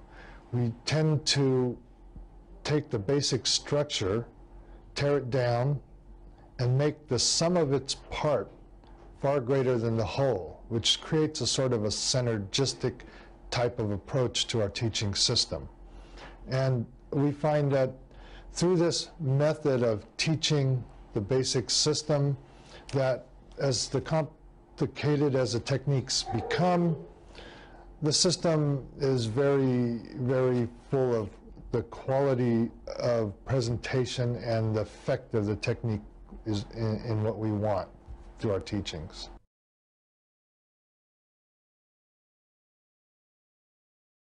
In order to understand Kadena de Mano, you have to understand the sticks and the concepts that go into the sticks, because there should be nothing that is unusual in Kadena de Mano that is not in the sticks. Everything is interchangeable. All the power should be there, all the short hits, all the torque, all the directness, all the distance. It all should be in the sticks. And so when you translate to empty hands, you don't go into another formula or another set of cards, index cards in your head to say, okay, now I'm translating into empty hands from the sticks. So now I have to do something completely different, okay? Every single movement that you do with the sticks should be transitional into the empty hands. And that's what we're covering in the Kadena de Mano tape. Now we're going to go into double sticks again, but another contrasting body shape, size, speed, but the concepts always remain the same. Okay, no matter what's going on, what's happening, whatever he does, the concepts are still within the realm of the figure eight. Okay, slowly. Okay, again.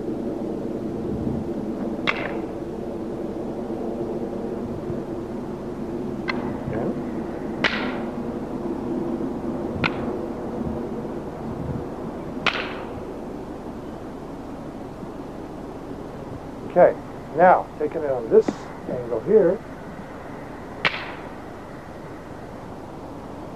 Again.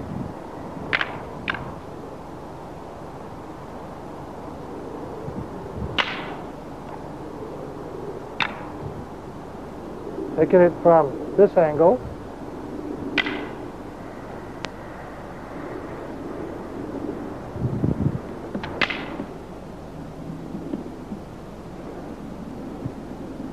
Again from this angle.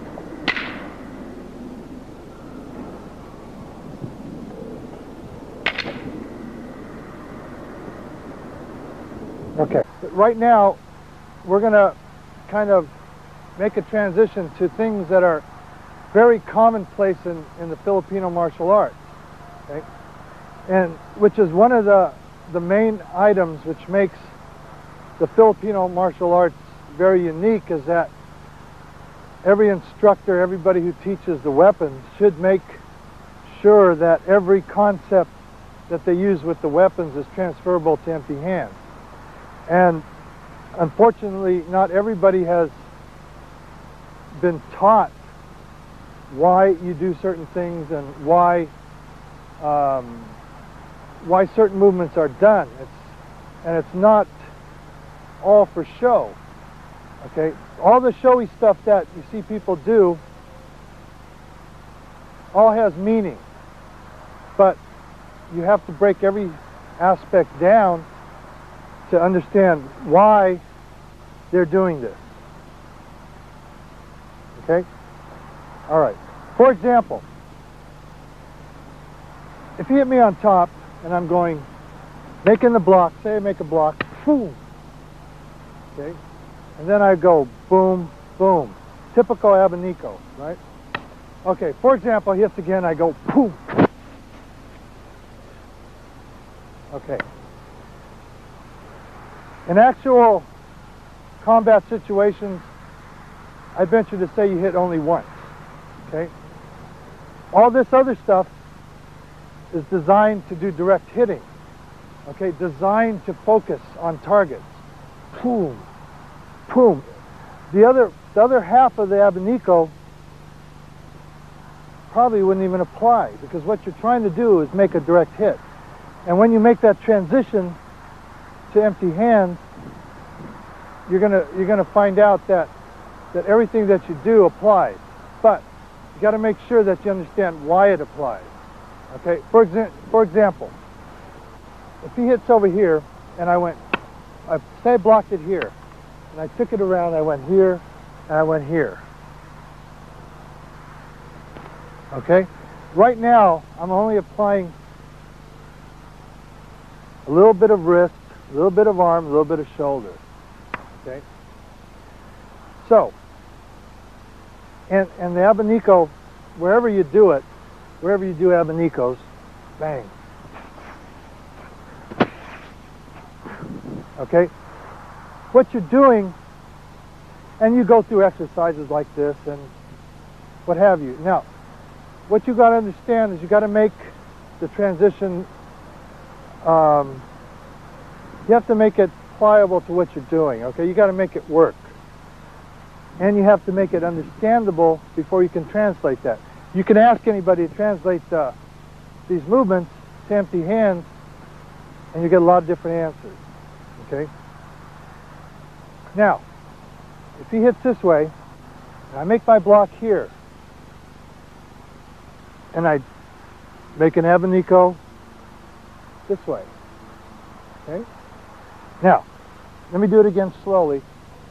As you make a block, say I went here, bang, here and here, okay? Now, let's make that transition into empty hands. If I did this, I went here, okay, which means I'm going to go boom, boom, okay? And when I change it over to this side, bang, I'm going to go boom, okay? Now that's only one transition. For example, if he hits this way, and I go bang. Here's my stick, okay? Watch the hand position. As I make a block, bang, boom. Say I was to go here, crack, boom, right? Boom, boom. Same movement, boom. No change in the body movement, bang. Boom. Make the opposite change. Boom, boom, boom, boom.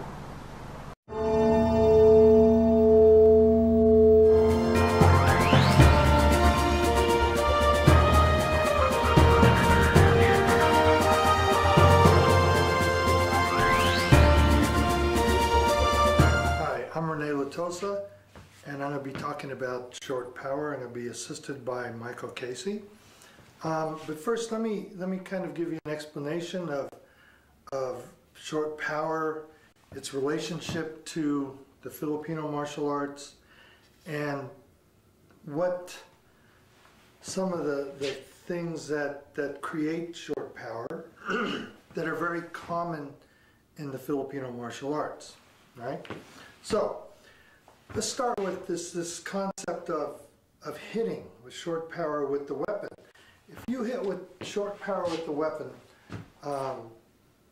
you also have to make sure you combine it with the balance and the distance that I talked about in a previous DVD. Let's do some drills to have you understand what these all mean. So, okay, now this next drill is one that keeps you in check with the short power. It allows you to hit the short power when you need it. What I want him to do is hit the short power in the front because it's this close now, so now he's got to drive his body down. And even if he stays there and doesn't move, the short power, boom, can come in there, and the short power, boom. So he's really throwing all his power into these three areas. And what he's doing, he's being able to move in all these three areas without having to move his feet. Okay, the spin. Let's look at that. The most basic thing. What is that? Watch the hands. If you can see what happens, bang! You're adding torque to the movement. He comes in from this side, whatever he comes in, bang! Now he moves in or he moves in, boom! Okay? Bang, bang. Look at the position of the hands.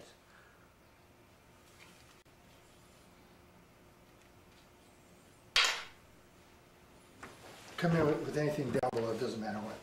Bang, right?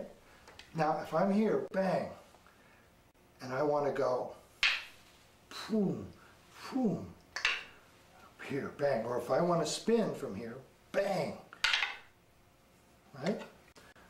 Boom, boom, boom. Have your opportunity available to you at this range, right? Instead of like, for example, he comes in, just come in, bang, and I'm right here, and I pull this back to hit. I lost my opportunity, right? He comes in again, and I'm right here, bang.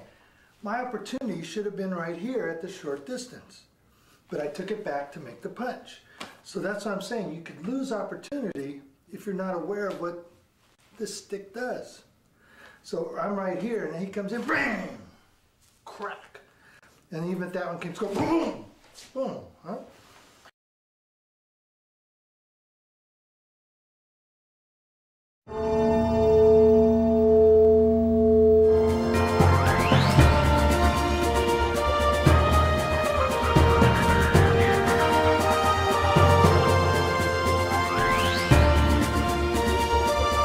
Hi, I'm Rene Latosa, and I'm going to be talking about short power. I'm going to be assisted by Michael Casey. But first, let me kind of give you an explanation of short power, its relationship to the Filipino martial arts, and what some of the things that create short power that are very common in the Filipino martial arts, right? So let's start with this concept of hitting with short power with the weapon. If you hit with short power with the weapon, you also have to make sure you combine it with the balance and the distance that I talked about in a previous DVD. Let's do some drills to have you understand what these all mean. So, okay, now this next drill is one that keeps you in check with the short power. It allows you to hit the short power when you need it. What I want him to do is hit the short power in the front because it's this close now, so now he's got to drive his body down. And even if he stays there and doesn't move, the short power, boom, can come in there, and the short power, boom. So he's really throwing all his power into these three areas. And what he's doing, he's being able to move in all these three areas without having to move his feet. Okay, the spin. Let's look at that. The most basic thing. What is that? Watch the hands.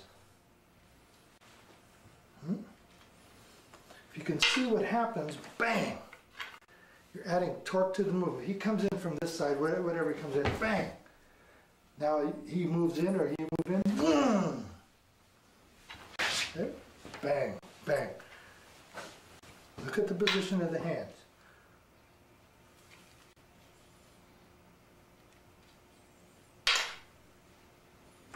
Come in with anything down below, it doesn't matter what. Bang, right?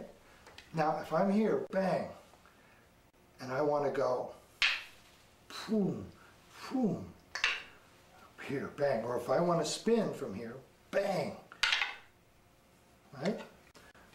Boom, boom, boom. Have your opportunity available to you at this range, right? Instead of like, for example, he comes in, just come in, bang, and I'm right here, and I pull this back to hit. I lost my opportunity, right? He comes in again, and I'm right here, bang.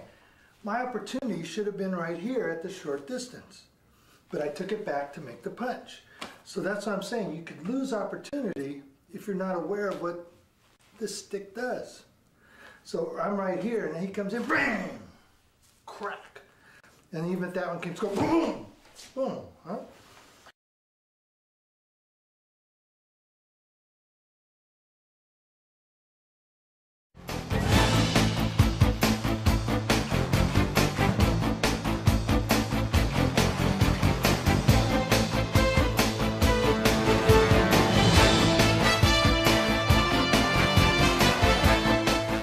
Hi, I'm Rene Latosa. I'm going to be talking today about the fundamentals of the box system and the box concept, or whatever you want to call it.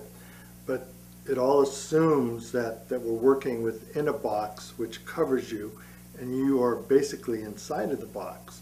And when you use this box system, it basically takes you through distances. It takes you through the idea that you present the same box to your opponent as well, that you put him in the box. And going outside the coverage of the box demonstrates where the weaknesses are. So it's basically a frame that you use to keep yourself inside of for protection.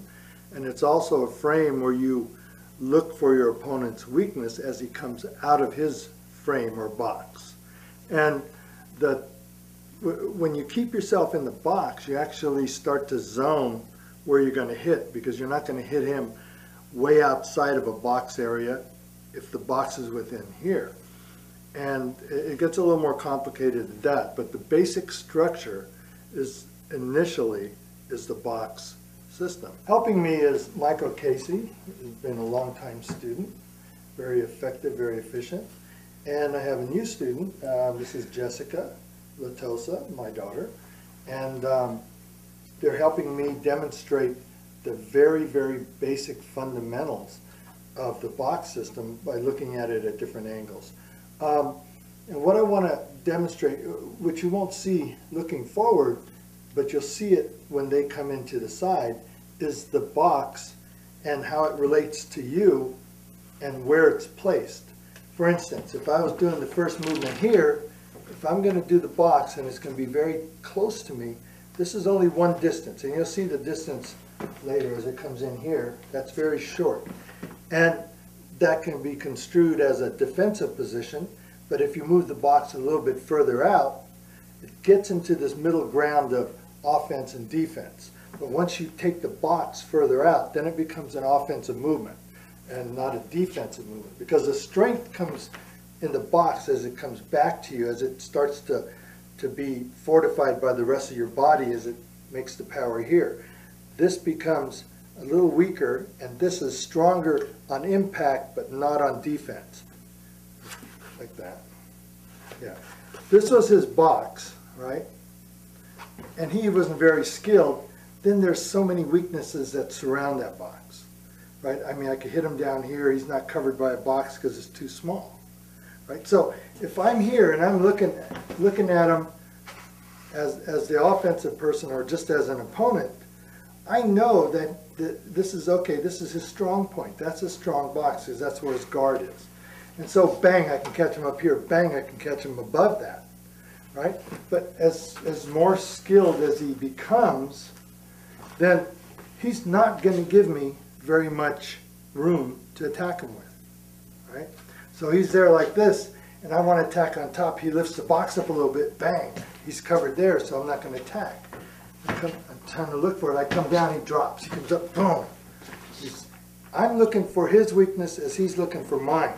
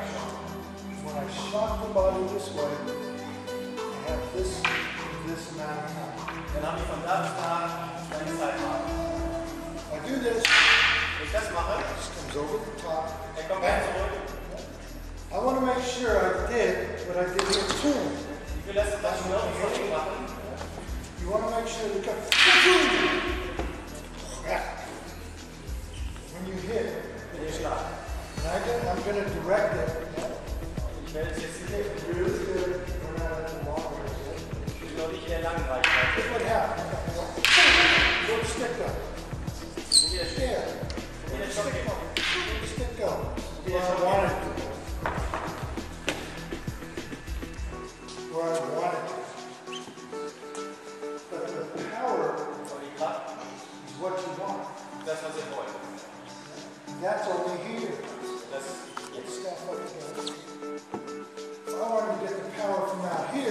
You still do circles. You still do this. And you still get the balance, right?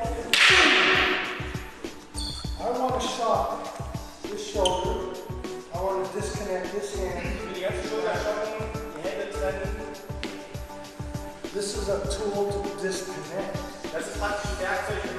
Once I hit him down here, he has to come up and do something, or come down and do something. And that is the same as you're coming this way and you go, disconnect your body. Didn't put it back where it should be.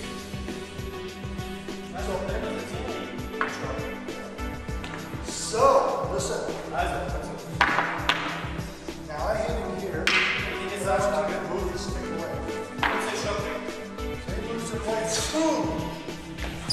It's not like I went, boom, boom. Control is here. So if he moves it again, boom! And I want to catch her. Look. He's coming my way. Come here and I miss the step. I said, bring it back.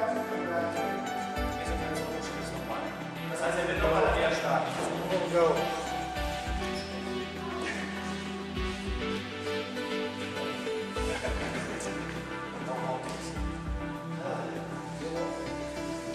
If he moves the stick back, right? Boom!